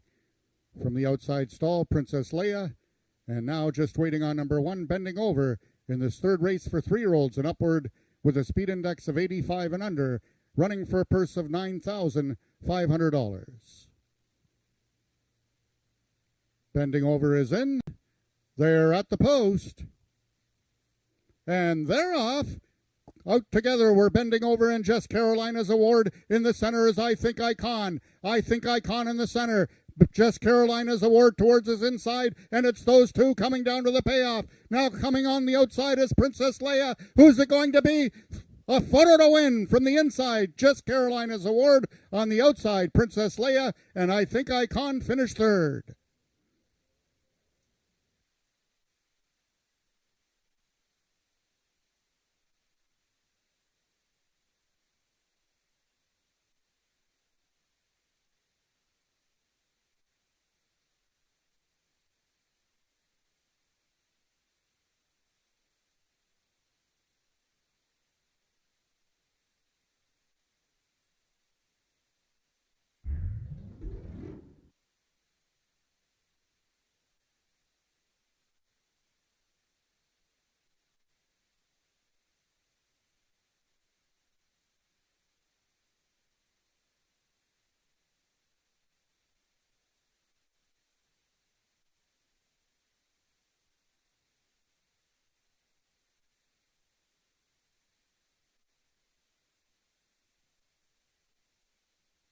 Attention, ladies and gentlemen, we have a Stewart's inquiry in this third race. Race is under review at the deep stretch. At the finish with number 3, I Think Icon, involved in the incident in deep stretch. Hold all tickets, please. The race will be under review by the stewards, and we have a photo to win between number 2, Jess Carolina's Award, and number 5, Princess Leia.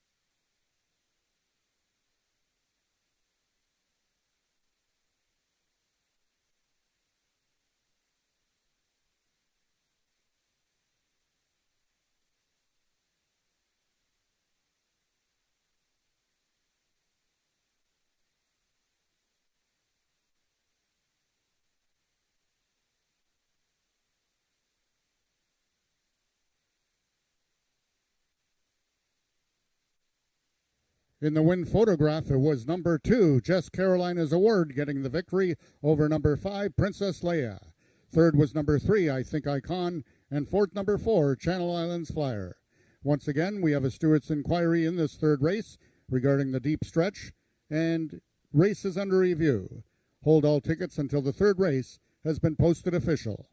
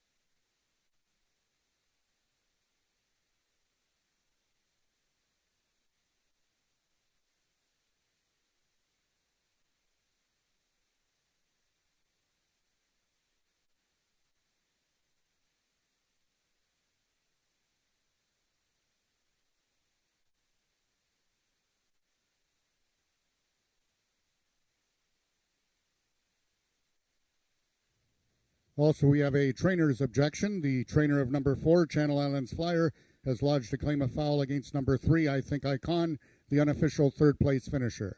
Once again, the race is being reviewed by the stewards.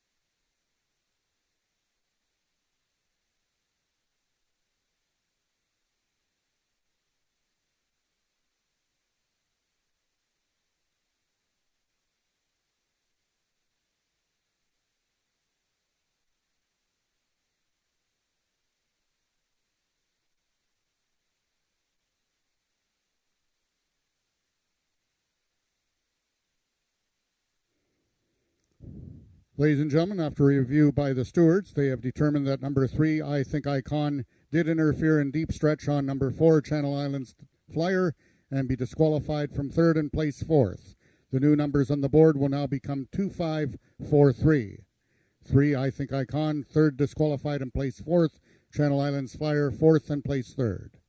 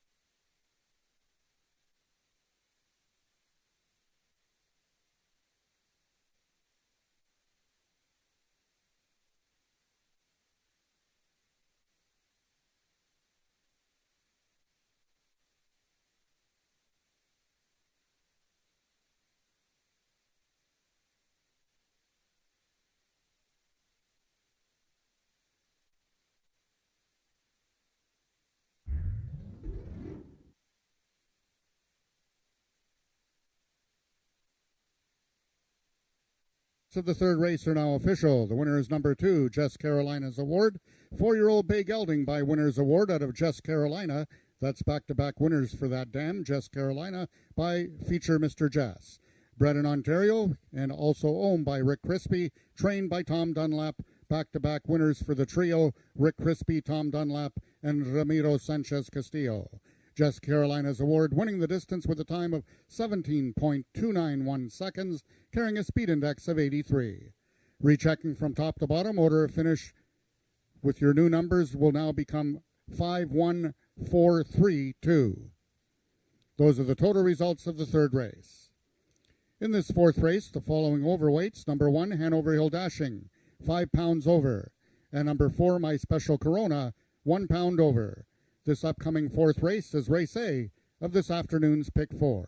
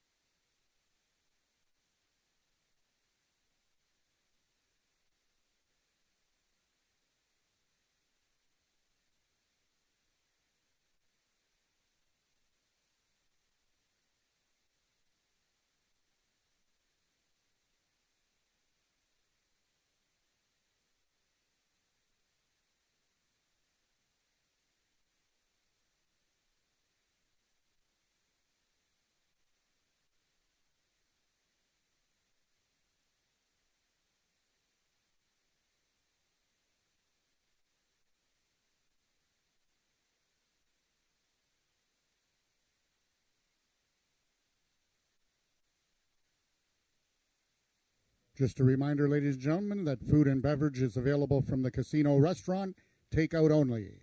Access through upstairs, west side, upper floor, grandstand doors.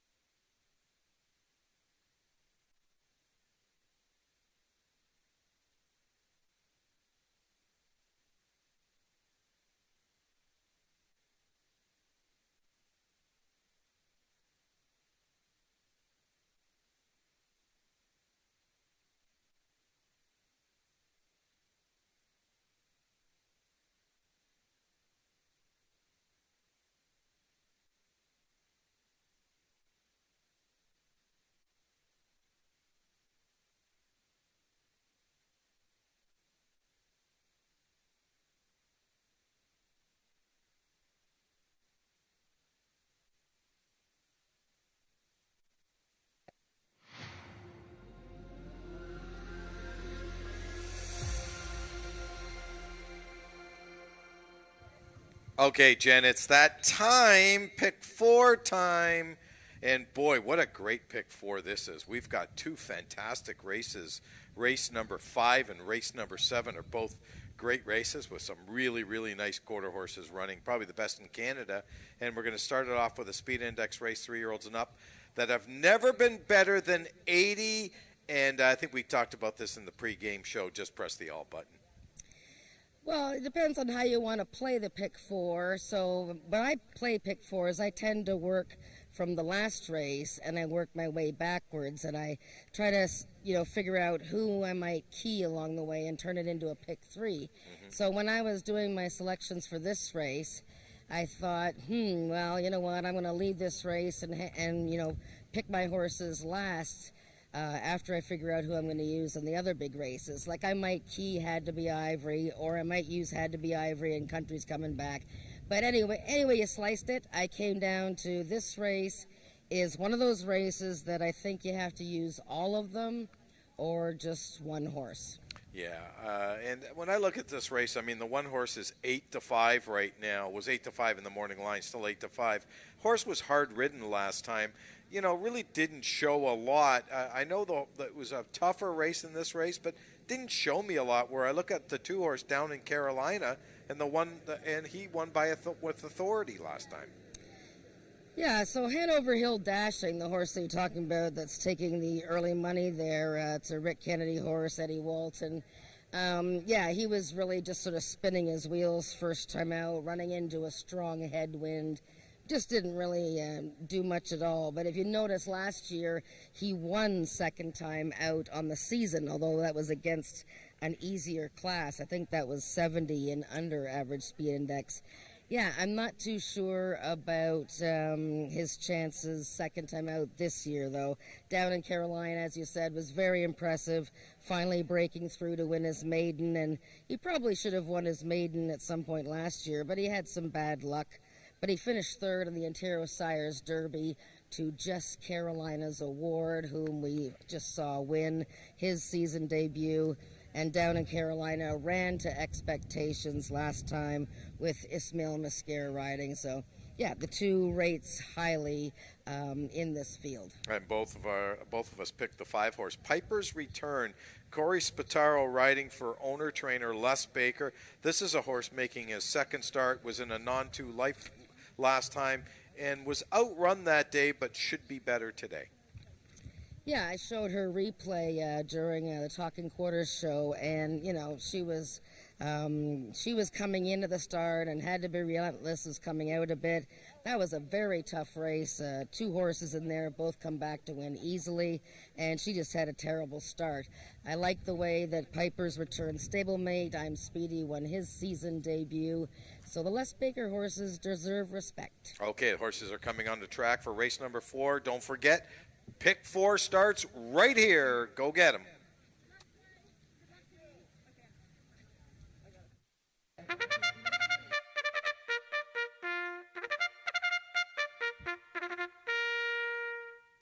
The horses are entering the track for today's 4th race. It's for 3-year-olds and upward with a speed index that has never been better than 80, running for a purse of $9,000. Number 1 is the Peacock Cattle Company's Hanover Hill Dashing. Eddie Walton in the saddle. Number 2 is Down in Carolina, owned by Amelie Obu and ridden by jockey Ismail Mosquera. Number 3 is Hey There, Georgie Boy, owned by Alan Hudgens and ridden by Cassandra Jeske. Number 4, My Special Corona, owned by Marie Broadstock and ridden by Ramiro Sanchez Castillo. And number 5 is Les Baker's Piper's Return. The mount today goes to Corey Spataro. That is your field for the 4th race, going a distance of 300 yards. 4 minutes till post time. Race 4 is race A of this afternoon's pick 4.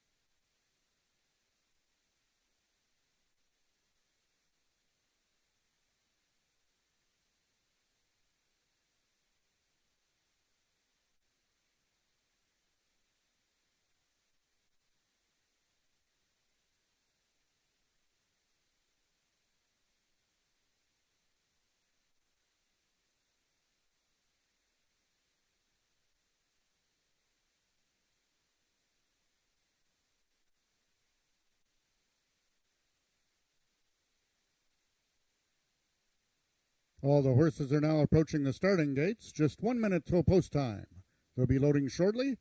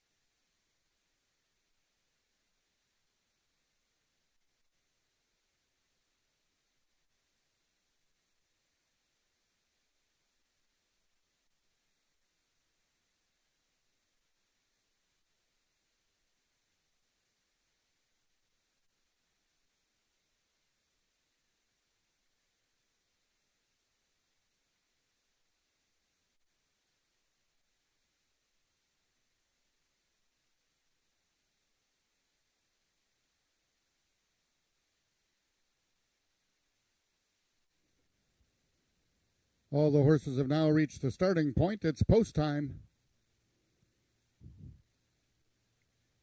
Number 1, Hanover Hill Dashing, is the first one in. Number 2 is Down in Carolina.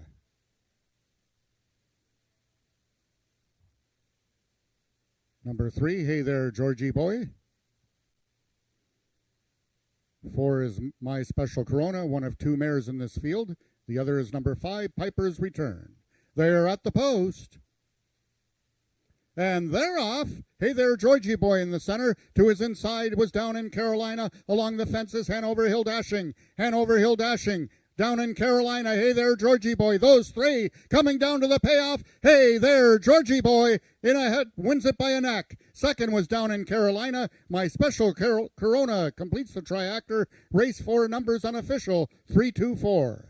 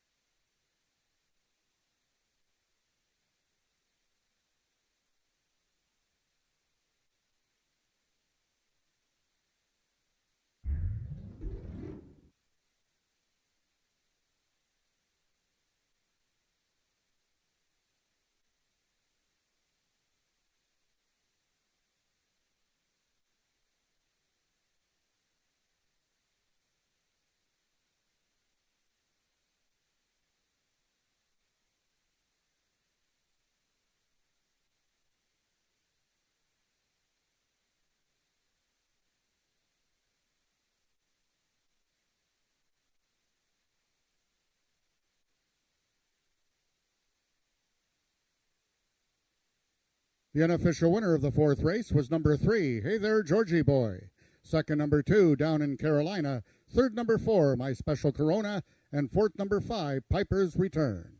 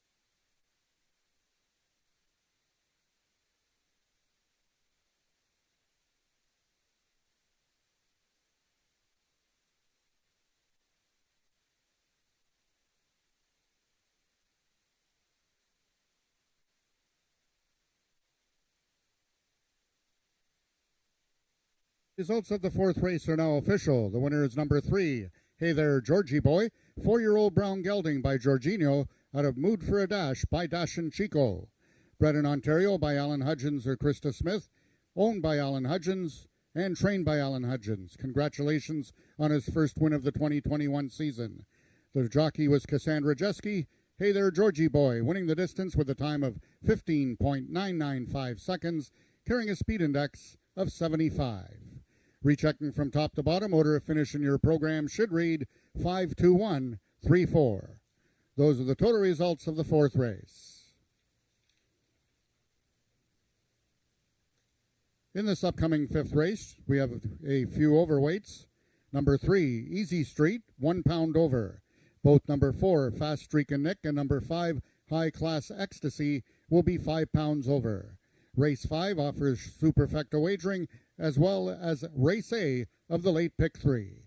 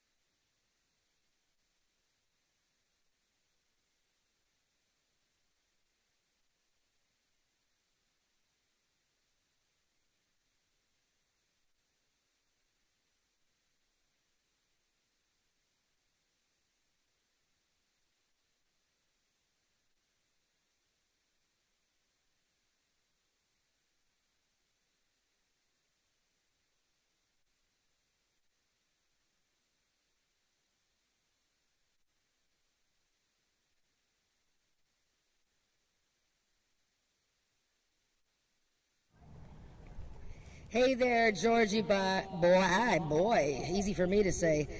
Started off our pick 4 with a victory there for Alan Hudgens, owner-trainer. He also co-bred with Krista Smith.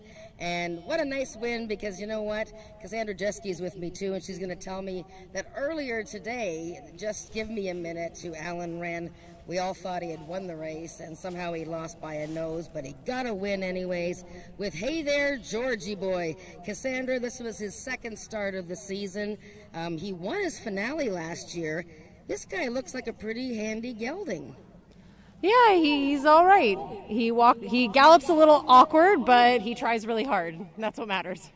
Now, Alan, who is, a one-man show, he does all the work, and it was tough to imagine that he had lost that race earlier. Did you think you had won? Oh, definitely. Still do. Okay. Okay. We're going to have to get to the photo of that later. But what a nice, he's got a small stable, and they do run well, and you're a great team with him. Yeah, we've been doing really well. He had a lot of other stock before, and we had a talk about maybe getting rid of some that aren't running so well and just putting the effort into the ones that matter. And it really paid off. It's really paid off. That's great. Well, congratulations. Go get your Sour Patch Kids. And we'll see Cassandra coming up in the next race, because it's race 5 coming up, the late pick 3.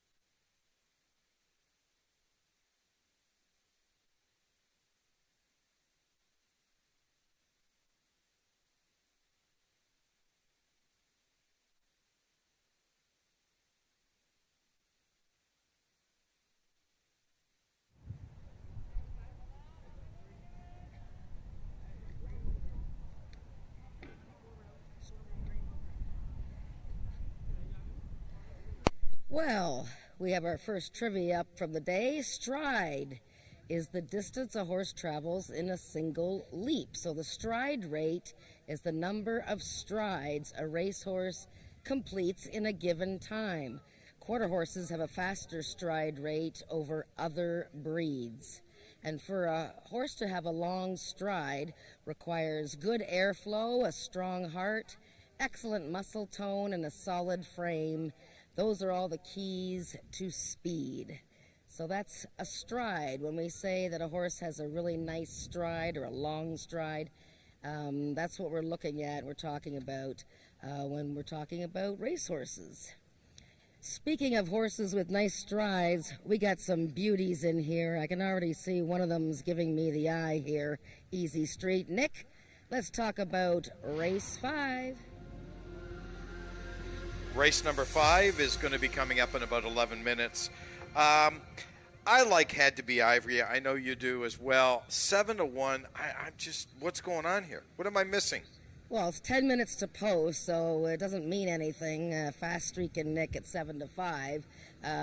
That's not going to be the way it is. You're going to have Had to Be Ivory's going to be 4-5, and Country's Coming Back's going to be, 6-5 or something like that. But yeah, Had to Be Ivory making a very sharp appearance in the walking ring here. And you remember Had to Be Ivory's first start of the year. He was really riled up and almost to the point of getting a little bit fractious, and still ran well that day. Really looked excellent last time and just missed from the inside. So look at him. Look at that, Nick. He's shining. His tail is out. He's walking nicely. He's got his game on. Had to Be Ivory. This is the 2019 Horse of the Year at Ajax, and it's going to be a doozy because Country's Coming Back is not an easy playmate. No, he's not. And these two have been battling each other both starts this year, with Country's Coming Back winning the first one and Had to Be Ivory winning the second one. So it's the third. It's the match between the two of them. Let's talk a little bit about Easy Street. New barn this year. Tom Dunlop takes over from Bryn Robertson. This horse was purchased privately over the wintertime. Yeah, so this was a former stablemate of Had to Be Ivory and Easy Street. 4 for 4 in 2019, undefeated 2-year-old. You can see he's looking around and he's like, I remember this place. He hasn't been seen since last season, right? And his 3-year-old season was a little bit, it wasn't terrible or anything, but, he didn't go undefeated or anything like that. He had a little bit of troubles here and there with the gate, and was sold privately. But he ended the year with a super effort in the Peacock Derby, finishing second, beaten ahead. Of course, we've seen the Tom Dunlop and Rick Crispy horses already going 2 for 2 today, and Easy Street looks super. Can he beat, as a just turned 4-year-old, can he beat his older former stablemate Had to Be Ivory? I'm not sure. Had to Be Ivory's already got 2 races under his belt this year. And again, Country's Coming Back. If he breaks and doesn't bobble like he did last time, he's going to be very tough as well. Okay, Fast Streaking Nick's also another horse moving up a little bit in class, but he's a very, very consistent fast horse. There are 8 minutes to race number 5. The start of the late pick 3, great pick 3. You've got this race. You've got the feature race on today's card, the QROI Sprint Series race going for almost $20,000. And, of course, the champ is in that race, Country Boy 123. We'll see you after race number 5.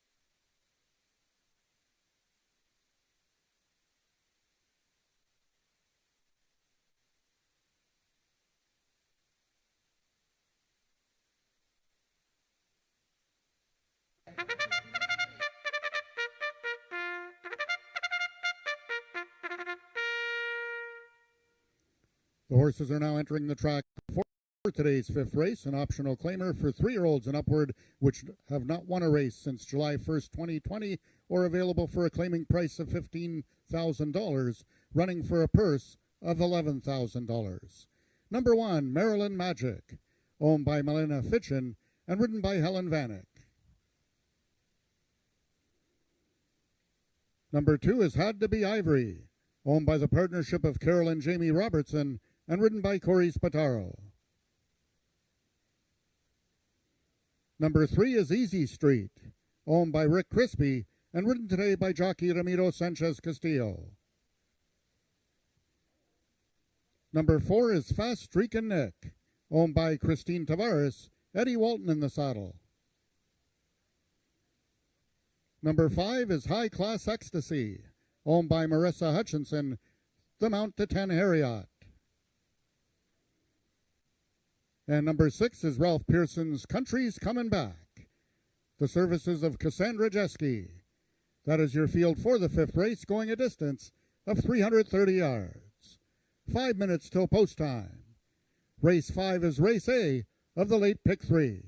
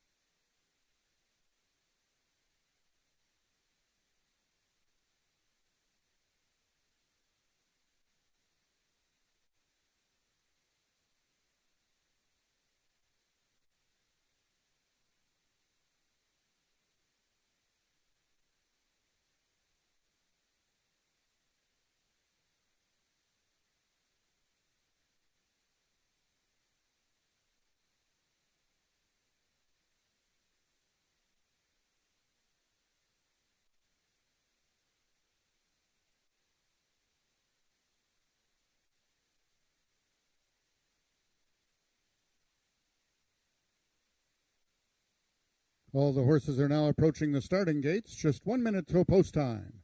They'll be loading shortly.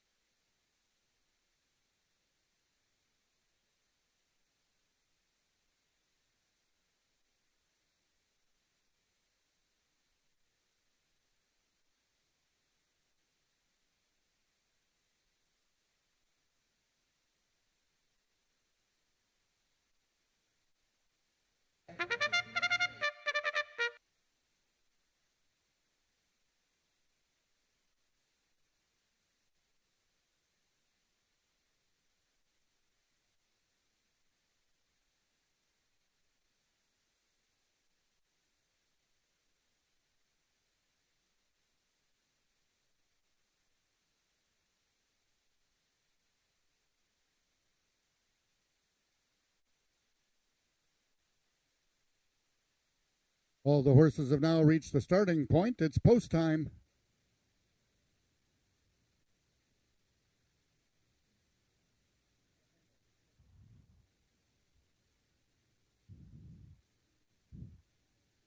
And they're loading into the gates. The first one in, number 1, Maryland Magic. Leading trainer Jason Pasco with jockey Helen Vanek aboard. Number 2 is Had to Be Ivory.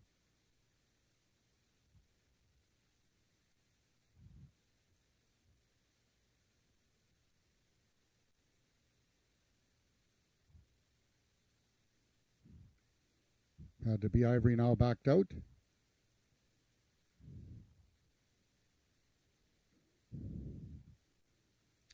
And backed out also is number 1, Maryland Magic.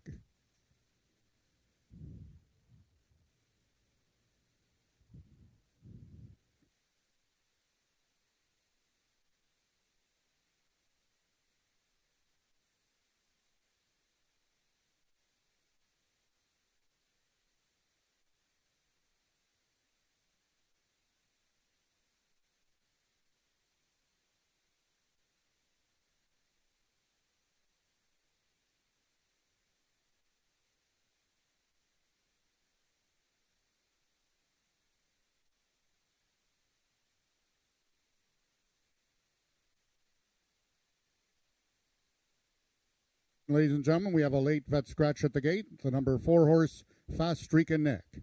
Number 4, Fast Streakin' Nick, is a late vet scratch at the gate, and a full refund will be given with any tickets wagered of a win place show, exactor, triactor, or superfecta wager on number 4, Fast Streakin' Nick. However, if you have Fast Streakin' Nick in a multiple exotic wager, such as the pick 3 or pick 4, you will now inherit the post-time favorite.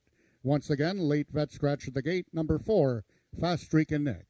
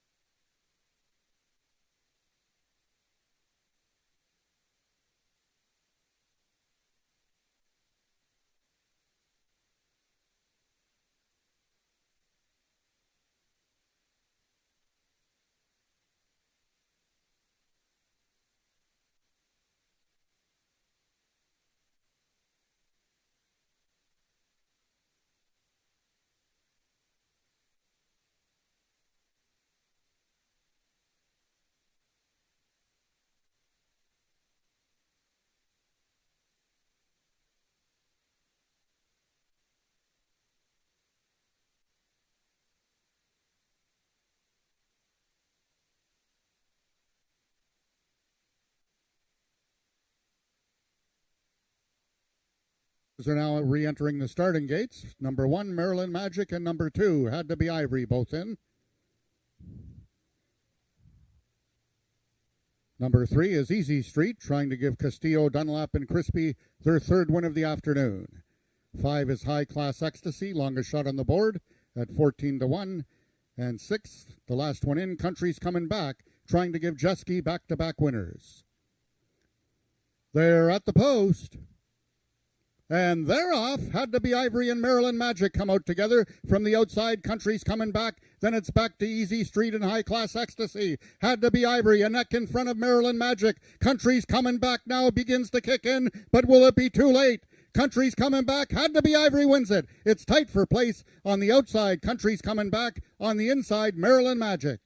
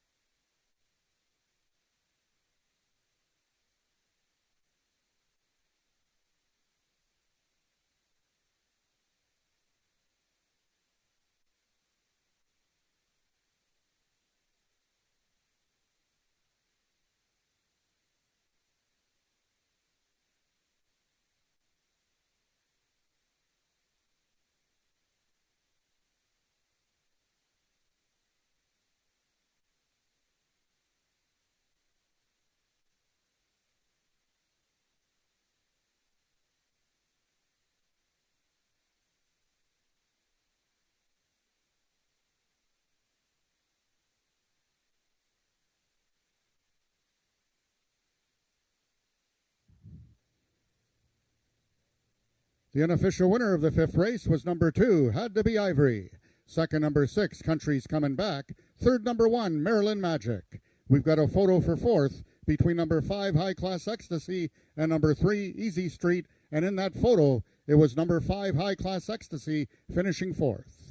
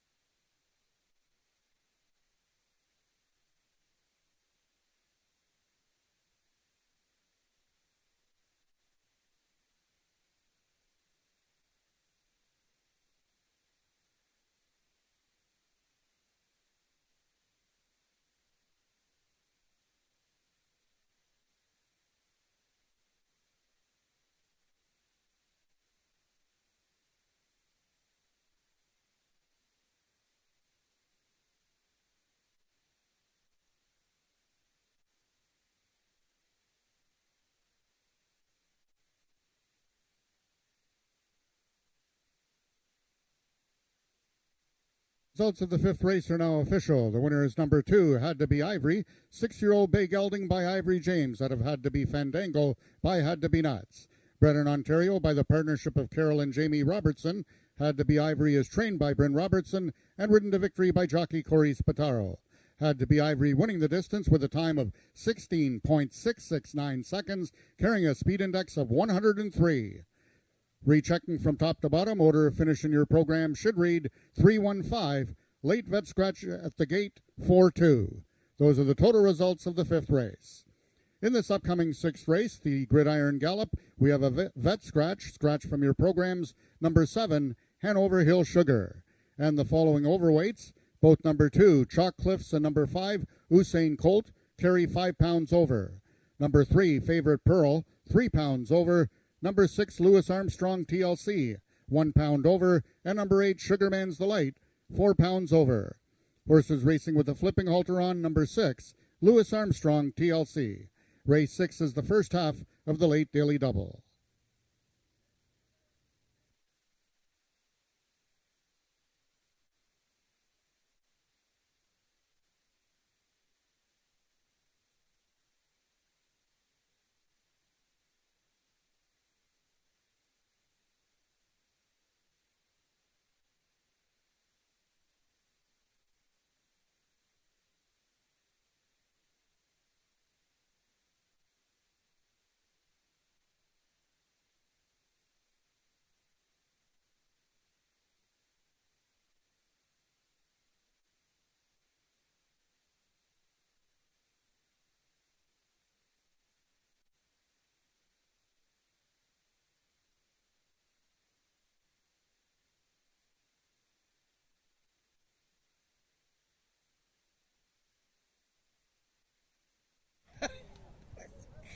Had to Be Ivory, our 2019 Horse of the Year, is back in the winner's circle. That's his 14th career win in only 19 starts.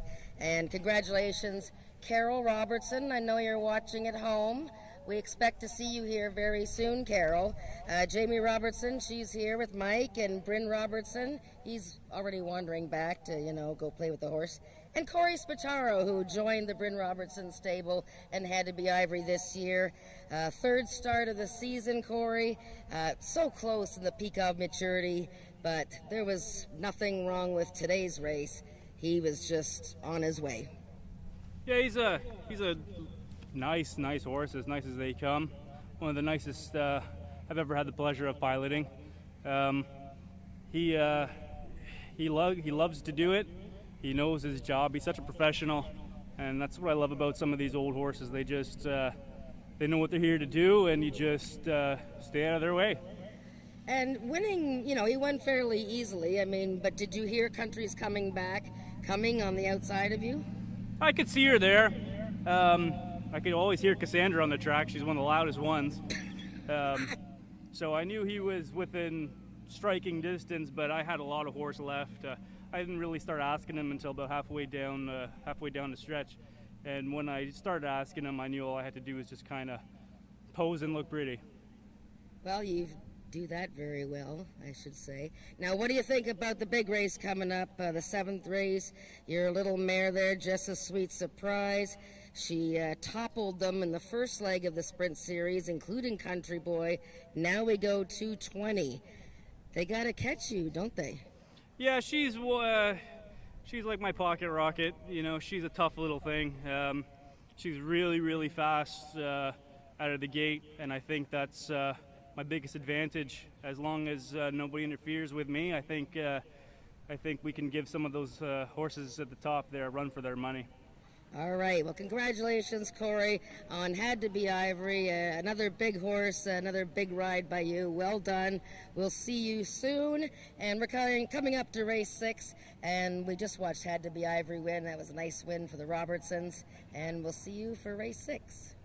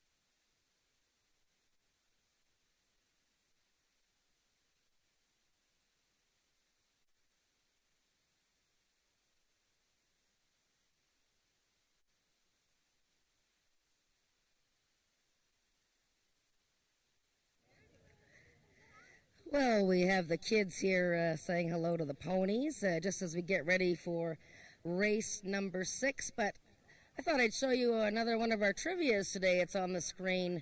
What determines a horse's speed is the length of a horse's stride and its corresponding stride rate. So we had talked about stride earlier. To excel and be fast, a horse needs to bring its legs forwards very quickly. And sometimes is difficult for horses with long legs, and that sometimes will determine what kind of distance a horse likes to race. Quarter horses tend to be short and stocky. We're looking at the ponies here. You look at the ponies for the quarter horses. Most of these are thoroughbreds. They have much longer legs. These thoroughbreds have done a lot of racing. And thank you very much, girls, for bringing the ponies. Say thank you, everyone. And yeah, so thoroughbreds have longer legs. Quarter horses tend to have shorter legs. And they go very quick, quarter horses. They'll go from 0 to 30, 35 miles an hour right out of the gate. And you will see that because we got the Gridiron Gallop coming up in a few minutes. And the start is almost right in front of us.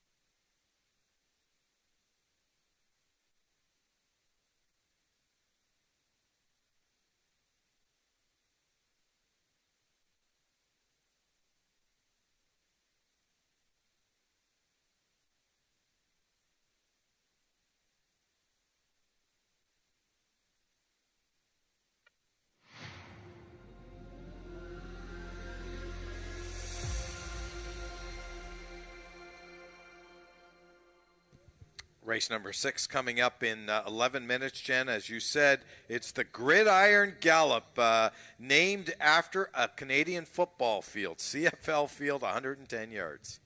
Yeah, and this race will take about 6-point-something seconds, so this is definitely where you don't want to blink, and I hope everybody that's here will get up close to the railing. These are for horses that have never won at the unique 110-yard distance, so that's interesting to watch. We have one scratch, the 7 Hanover Hill Sugar, and right now the favorite actually is another Sugar, and that's Sugarman's Delight from the Joe Tavares barn.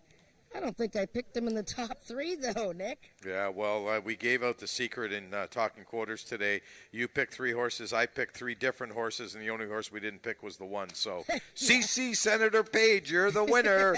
There you go, Jason Pasco. You must be a happy woman, or a happy man, happy woman. I can't believe I called Jason a woman. Anyways, I picked, you picked the 5 horse in here, Usain Colt, because how can you not pick Usain Colt going 110 yards? And I picked Louis Armstrong, TLC. Well, I mean, now the way the Tom Dunlop barn and Rick Crispy are going, they're going for their 3rd win of the day.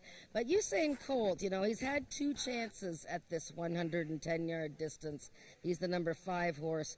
Scott Reed, trainer, and Josh Scott, they combined to win the Peak of Maturity 2 weeks ago. And this guy handles the distance. He's run against some of these horses and been successful. You know, when I pick him, he tends not to win, and then when I don't pick him, then he wins. But he really looks good here. I mean, look at how sharp he is. You can't miss him either. He's in the green. He's got the green, and everybody else is dressed in green. So Usain Colt, I like the fact that he's had experience at the distance, and he's done well at it. And look at him on his toes. Looks like he's ready to go to a St. Patrick's Day parade. The 4 horse, Not Whistling Dixie, Tony Phillips riding for Amanda McCormick. This is another horse that's also raced 110 yards twice in her career. The last time she ran was back on August the 12th, got beat a neck that day, and look who beat her. Yep, she just missed to Country Boy 1, 2, 3. You know, she had a tough year last season. I mean, she was in the money 6 of 8 times, but she couldn't quite get that win. And meanwhile, the season before, she did nothing but win. But in this year's opener, going 250 yards, she threw her head at the start and broke kind of crooked. So she needs a better start in this 110-yard race. She's good enough to win it. She's got all kinds of back class. She just needs to have a good start, and that's where the gambling comes in, Nick. You want to get some good odds on these horses because you need value, because you just don't know if the break is going to be sharp enough for them. There you heard it from Jen. You need a good start going 110 yards. That's the secret's out. So we'll see what happens in 8 minutes. If you're at the track, do yourself a favor. Go up to the rail, because they're going to start in front of you and they're going to finish in front of you, and it's going to be one of the best 6.8 seconds of your life. We'll see you after race number 6.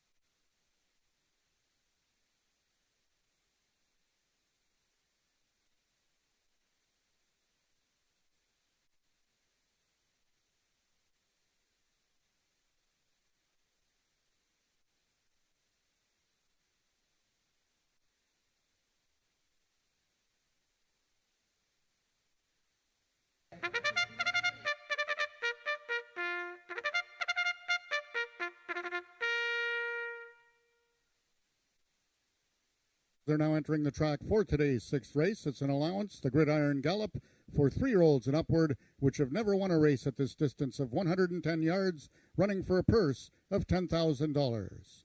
Number 1, CC Senator Page, owned by Emily Obu and ridden by Helen Vanek. Number 2 is Chalk Cliffs, owned by the partnership of Patricia Ball, Bonnie Kirkwood Pevoy, and Michelle Woodley, the jockey Eddie Walton. Number 3 is Favorite Pearl, owned by Milena Fitchin and ridden by Rachel Isaacs. Number 4 is Amanda McCormick's Not Whistlin' Dixie, the mount to Tony Phillips. Number 5 is Usain Colt, owned by the partnership of Scott Reed and Colleen McCracken, the jockey Josh Scott. Number 6 is Louis Armstrong TLC, owned by Rick Crispy and ridden today by jockey Ramiro Sanchez Castillo. Number 7, Hanover Hill Sugar, is a vet scratch. And completing the field, number 8 is Sugarman's Delight, owned by Christine Tavares and ridden by Brian Bell. That is the field for the 6th race, going a distance of 110 yards. 5 minutes till post time. Race 6 is the first half of the late daily double.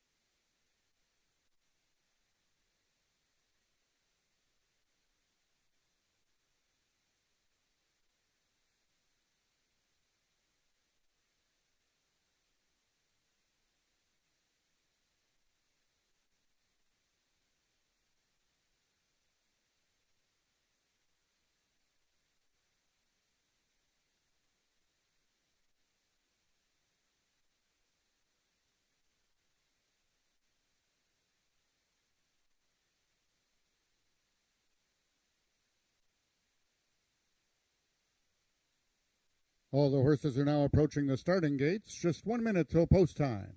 They'll be loading shortly.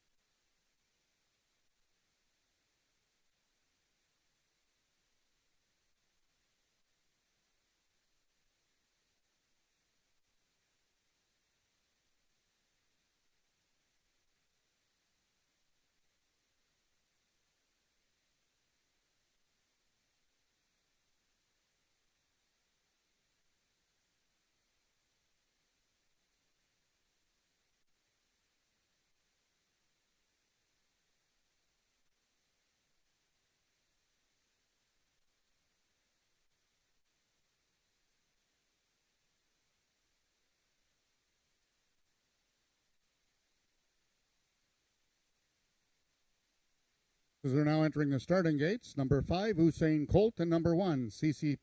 Senator Page are both in. Both number 6, Louis Armstrong TLC, making his 2021 debut, and number 2, Chalk Cliffs are in.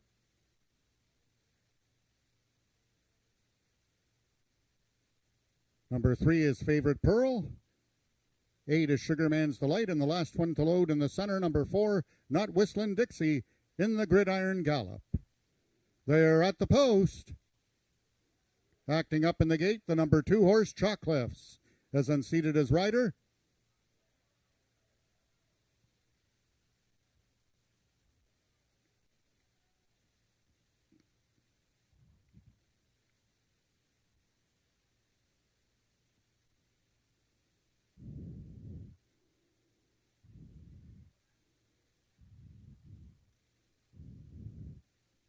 Jockey Ed Walton is off. The veterinarian will take a look at number 2, Chalk Cliffs.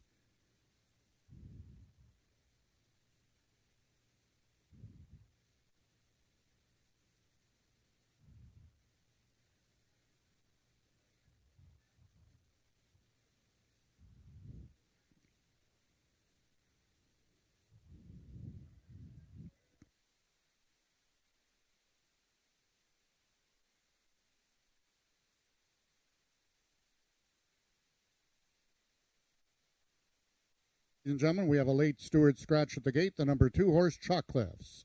Number 2, Chalk Cliffs, has been scratched by the stewards. If you've wagered on number 2, Chalk Cliffs, win, place, show, exactor, triactor, or superfecta, you will be given a full refund. However, if you have number 2, Chalk Cliffs, in a multiple exotic wager, such as the pick 3 or pick 4, you will now inherit the post-time favorite. Also, a consolation double will be paid with number 2, Chalk Cliffs. Once again, late scratch by the stewards, number 2, Chalk Cliffs. The horses are being backed out. We will have a slight delay before the start of this 6th race.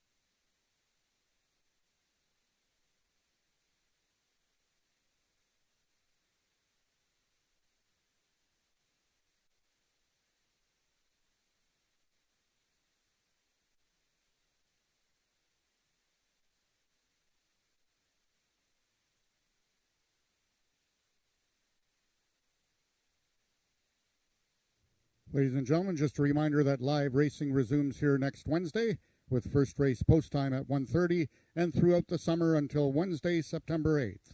That will be the end of the summer meet. Then we will switch to the fall meet, which will begin on Monday, September 13th, and every Monday right till Monday, November 1st. Post time in the fall on Mondays will be at 12:55, unlike our 1:30 start during the summer.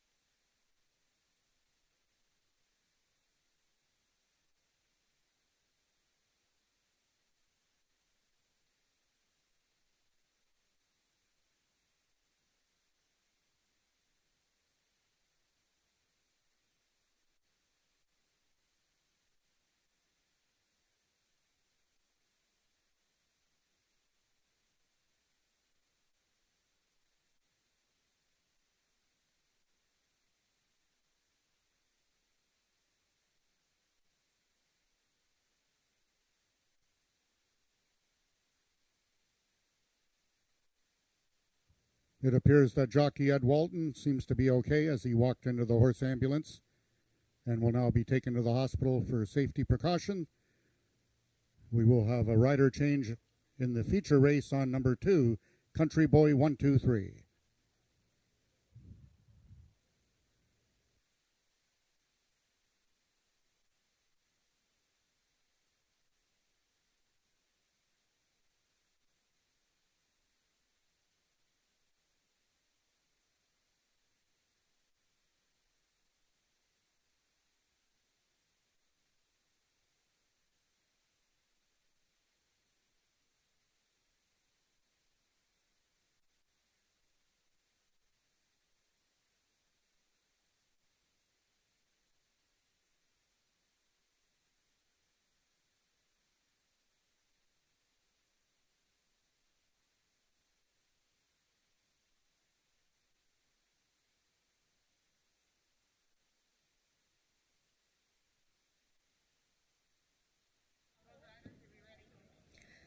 Well, while we wait for Eddie Walton, they're going to check him out, and he looked like he was fine to me. But did you know that quarter horses that race at 440 yards have been timed at 55 miles per hour? This is the fastest recorded speed of any horse.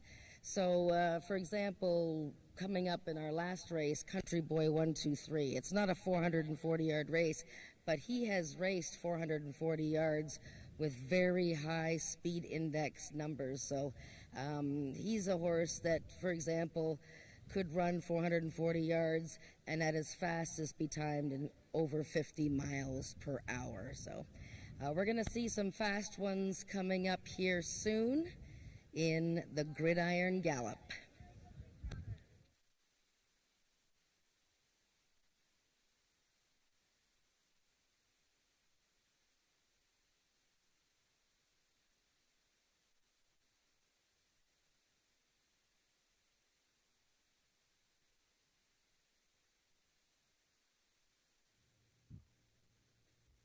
All the horses are back at the starting gates, and the riders will be aboard momentarily, and we will finally get this sixth race, the allowance, the Gridiron Gallop, underway.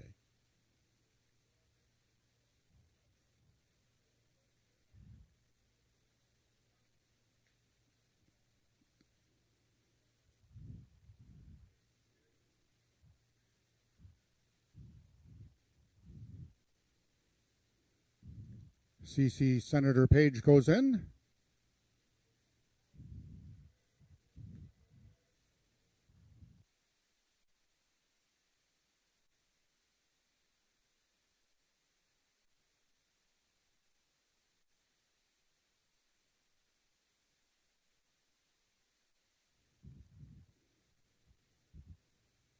Favorite Pearl, Not Whistling Dixie, and Usain Colt are in. The last two will be number 6, Louis Armstrong, TLC, and number 8, Sugarman's Delight, in the Gridiron Gallop.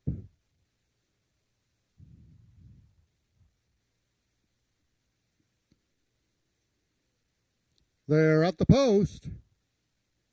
And they're off. Favorite Pearl towards the inside is CC Senator Page. Sugarman's Delight on the outside. It's tight for the victory. It looks like Favorite Pearl over Sugarman's Delight.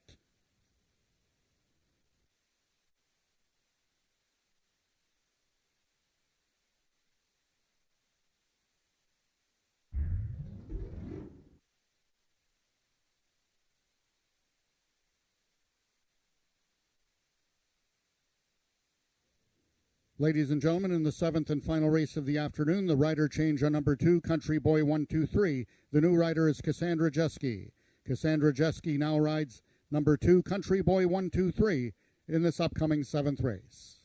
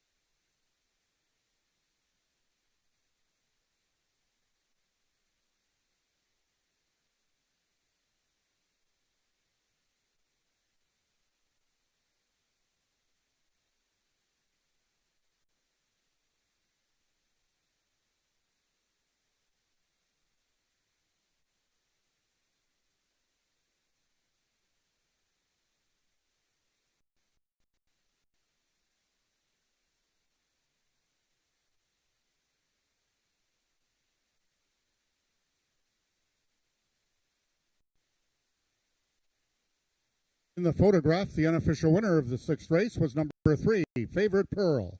Second, number 8, Sugarman's Delight. In the show photo, number 4, Not Whistlin' Dixie, was third.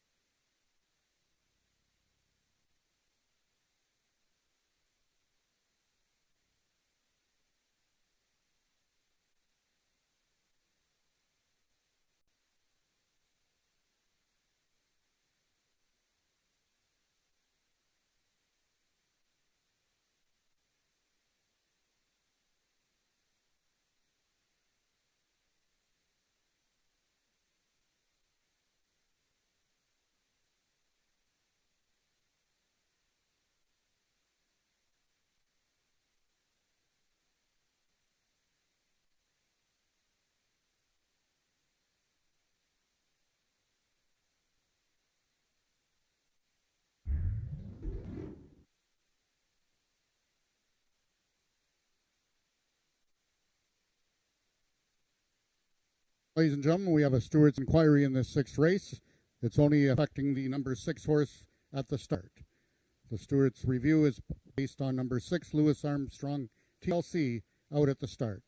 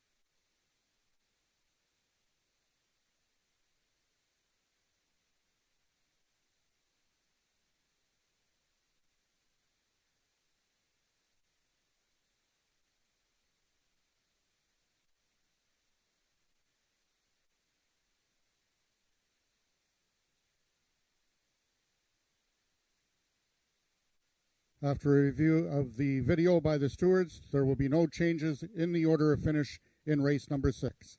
The 6th race is now official. The winner is number 3, Favorite Pearl, 6-year-old gray mare by Favorite Cartel out of Super Perla Negra by Super Duper Cooper. Folding California by Steve D. Burns. Favorite Pearl is owned by Milena Fitchin, trained by Jason Pasco, and ridden to victory by jockey Rachel Isaacs. Favorite Pearl winning the distance with a time of 7.005 seconds, carrying a speed index of 90. Rechecking from top to bottom, order of finish in your program should read 4 late Stewart Scratch, 1, 3, 5, 6, Vet Scratch 2. Those are the total results of the 6th race.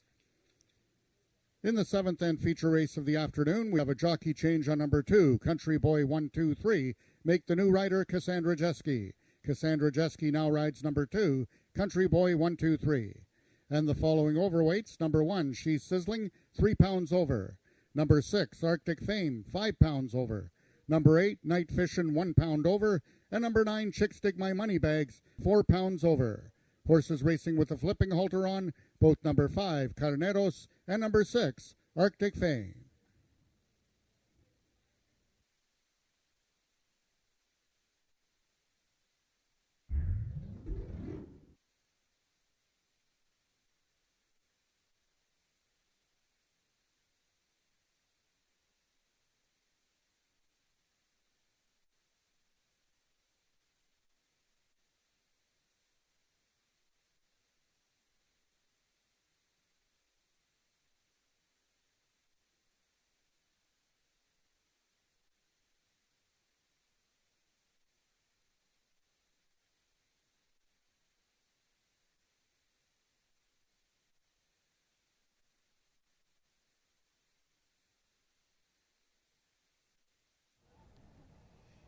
A thrilling 110 gridiron gallop, and Favorite Pearl has won her 2nd race of the season. Add to that a 2nd place finish, and this is quickly becoming the most potent combination on the track. Favorite Pearl and jockey Rachel Isaacs, who joins me here. Congratulations, Milena Fitchin and trainer Jason Pasco, for this victory with this lovely mare, who did have a foal last year, so she's got a gray baby on the ground. Rachel, you love this mare. We saw you kissing her in the winner's circle. You scored your first ever win on her without a whip. This was your first 110-yard gridiron dash. How did it go? I think it went pretty good. I'm standing here talking to you, so I think it went pretty good. I love that mare. She can do no wrong, in my eyes, and I think in many's, and she's just a good girl. She shows up to run, and we get along really well, so I'm happy. Well, the start is important in a quarter horse race, but at 110, I mean, you really have to get going. Is there anything different that you're doing to get her out of there? Are you talking to her?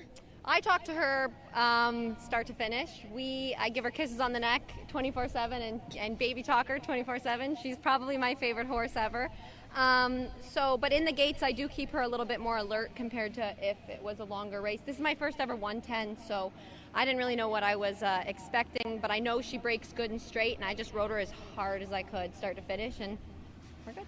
All right. Congratulations, Perfect. Rachel. Thanks, guys. You got to ride the Sprint Series next. We have the champion Country Boy 1, 2, 3 coming with the first leg Sprint Series winner, Just a Sweet Surprise, coming up in 16 minutes.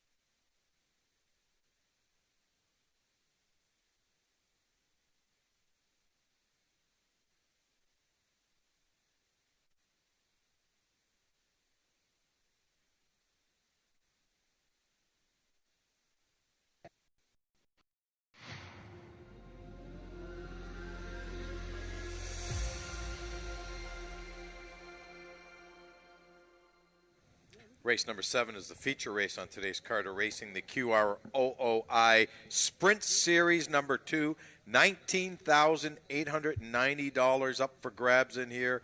And we do have a rider change. Ed Walton is off. Country Boy 123. We'll give you an update once we get one. Ed's got hurt a little bit in the last race. Cassandra Jeske takes over for Country Boy. What do you think of that move, Jennifer? Wow, I think it's pretty exciting, I'll bet, for Cassandra, who's already a winner today. I'm just waiting to see the riders come out here. Yeah, look, he's an 8-year-old horse. He just needs to be steered out of there straight and niggled along to let him know that it's only 220 yards. So he's the horse to beat. He won this race last year. He's coming off a trip to Indiana where he somehow lost by an inch. I've seen the photo of that race, the Bradford Stakes, a race that he had won 2 previous years in succession. There he is there, Country Boy. He's always very laid back before the rider gets called up. So looking good, Country Boy, but you know what? It's a short race, and in the 110 this year, the first leg of this series, he was bounced around at the start and finished off the board. So there's horses in here that will capitalize if he doesn't get away well. Okay, short race. I'm going to pick a short horse. How about the 9 horse? Chicks Dig My Money Bags, also coming out of the Ruth Barber barn. Brian Bell, who's really no stranger to going 220. He's a hustler out of the gate. Yeah, good rider selection for Chicks Dig My Money Bags, and he's right behind me, the gray horse here, very much on his toes. He can run a big race at any given opportunity. Now, beating his barn mate, his best buddy, Country Boy, well, you know, it's easier said than done. He does shorten up from a 350-yard race where he led all the way in the distance series, so now he returns to the sprint series, and actually he did finish half a length in front of Country Boy in the 110, but again, Country Boy had an awful start that day. Yeah, let's look at a couple of horses that are priced right now. I know you like the 3 horse, Just a Sweet Surprise. Well, you have to like this mare. Never mind the fact that she almost bit me earlier today when I walked by. But she is, as Corey Spataro called her, the pocket rocket. She can be mean, but she is very quick. And she won the first leg of the sprint series when Country Boy was interfered with at the start. But she is a tough one, and you got to watch her. There's no question.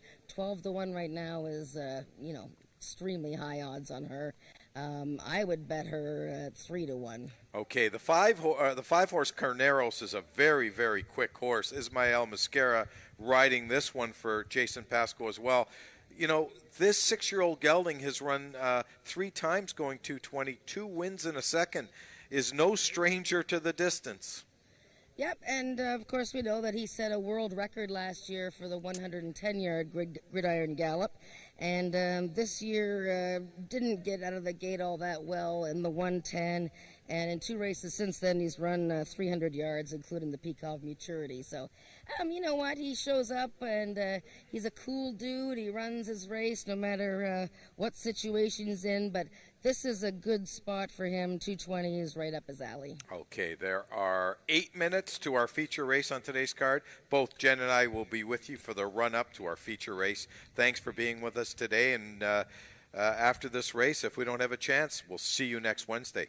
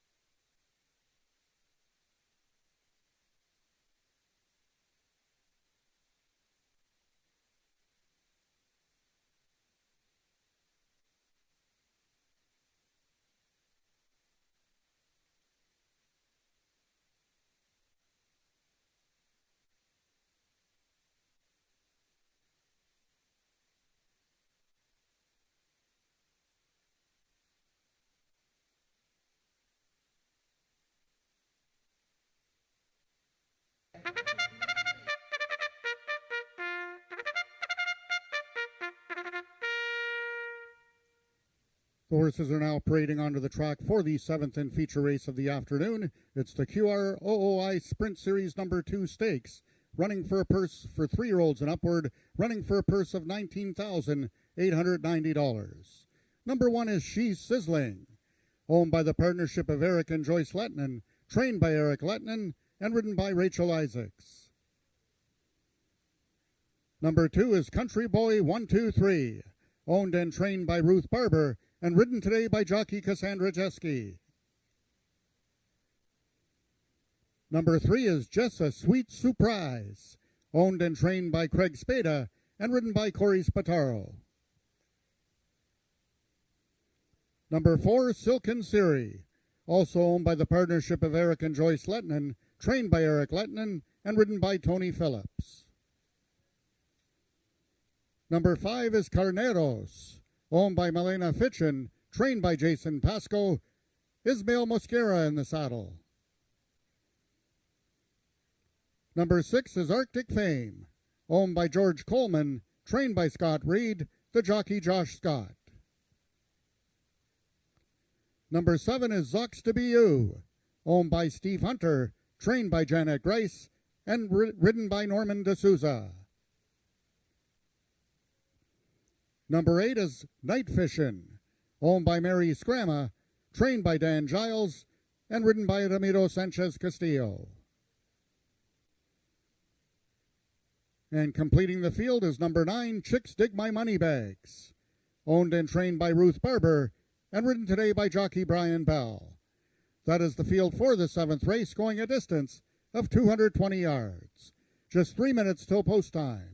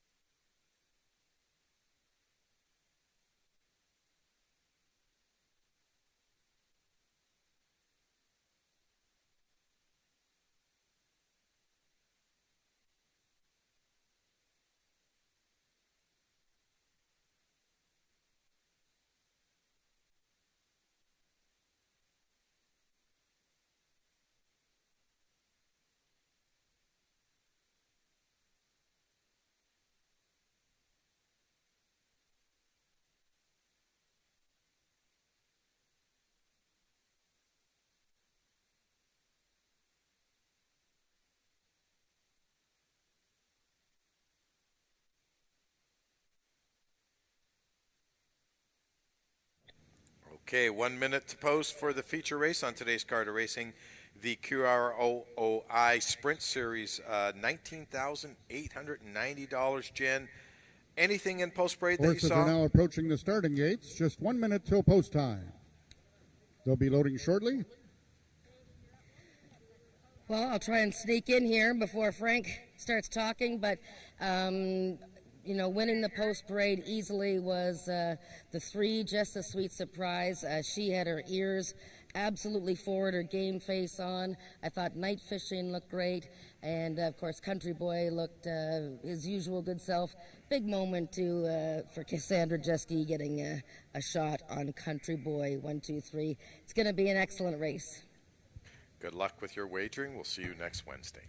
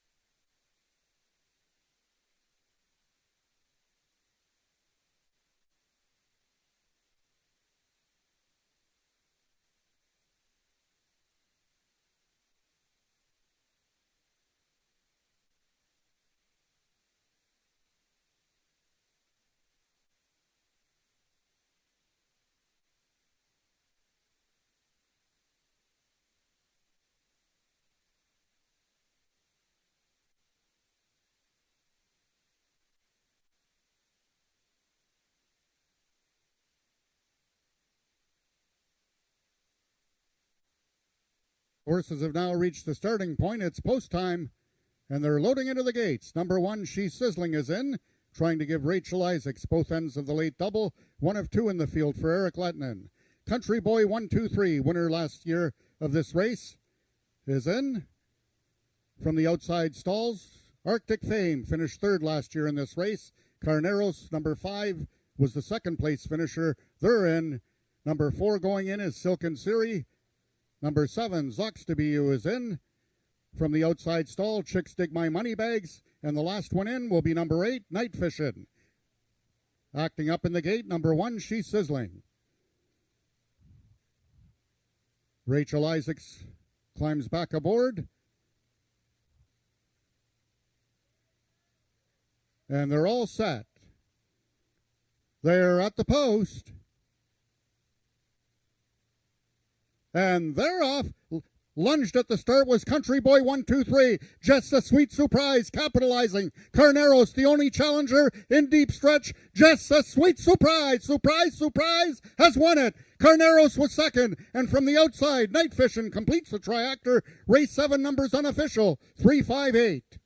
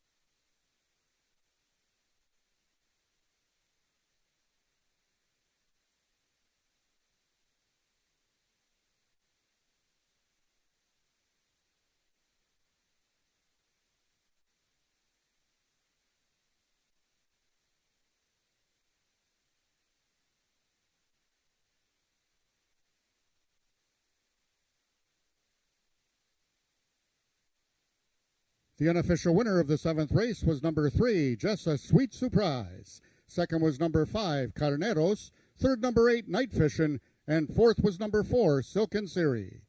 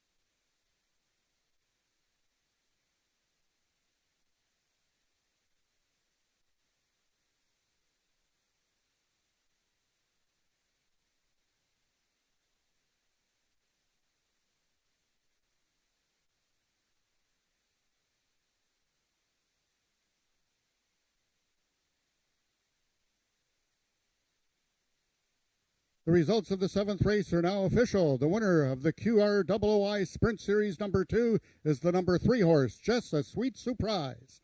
5-year-old Baymare by Sweet First Down out of Just Curl My Prize by Split Curl Jess. Fold in Iowa by Patty Marshall and Aaron Goings. Just a Sweet Surprise is owned and trained by Craig Spada. Just a Sweet Surprise winning in new track record time of 11.747 seconds, carrying a speed index of 108, a new track record at the distance of 220 yards. Congratulations, Just a Sweet Surprise, and ridden by Corey Spataro. Second was number 5, Carneros. Third, number 8, Night Fishin'. Fourth, number 4, Silken Siri. Rechecking from top to bottom, order of finish in your program should read 791-425-836. Those are the total results of the 7th race. Ladies and gentlemen, that concludes our day of live racing here at AjaxDowns. Until next Wednesday, with first race post time at 1:30. Until then, this is Frank Ferrari wishing everyone to stay safe.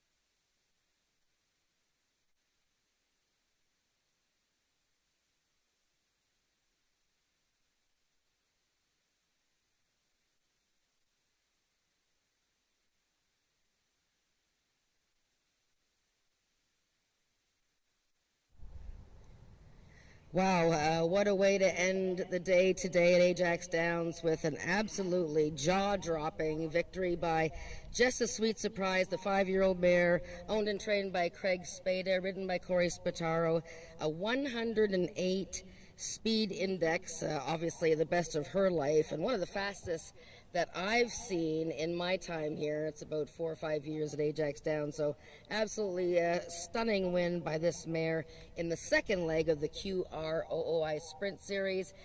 Boys, just incredible display today, and you know, she did look like she was on a mission in the post parade. Corey, tell me about standing in the gate and getting ready to go. How did it feel being under a little, as you called her, pocket rocket?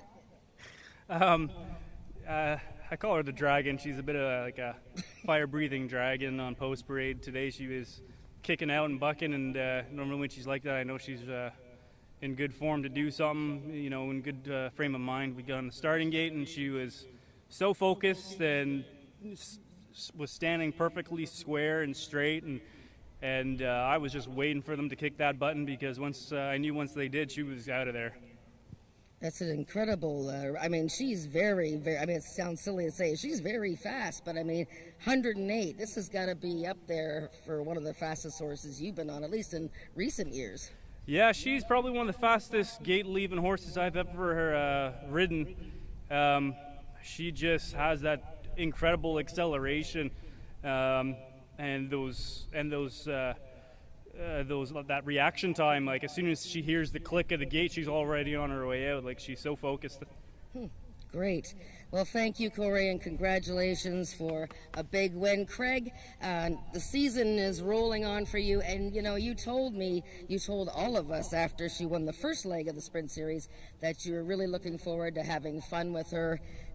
She went from a 94 in the 110 to a 108 today. Did she surpass your expectations, at least today? Because that was pretty big. Oh, absolutely. She ran her best race. She did run 101 once in a 110. She really moved out of the gate quick that day too. But she just is so sound and so happy of a horse, and in her best form of her life for sure. This is an Iowa bred. You have to remind us then. Where did you get Just a Sweet Surprise? This is one of Aaron Chrisman, my owner, as you know, and a friend that she actually owned the mother, and the mother did pass away just after they got the embryo offer, so this is her only baby. And the mother was a good mare too. As a 2-year-old, fantastic. As a 3-year-old, was going to be good too. So she's very emotional about this horse as well, and so she's a nice story, the horse. That's great. So you have the third leg of the Sprint Series to go into. That would be the next. There's still lots of time. I mean, is there any thoughts of racing her anywhere else?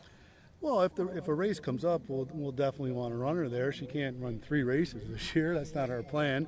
But she is not a long-distance filly, and we have to find the right spots for her.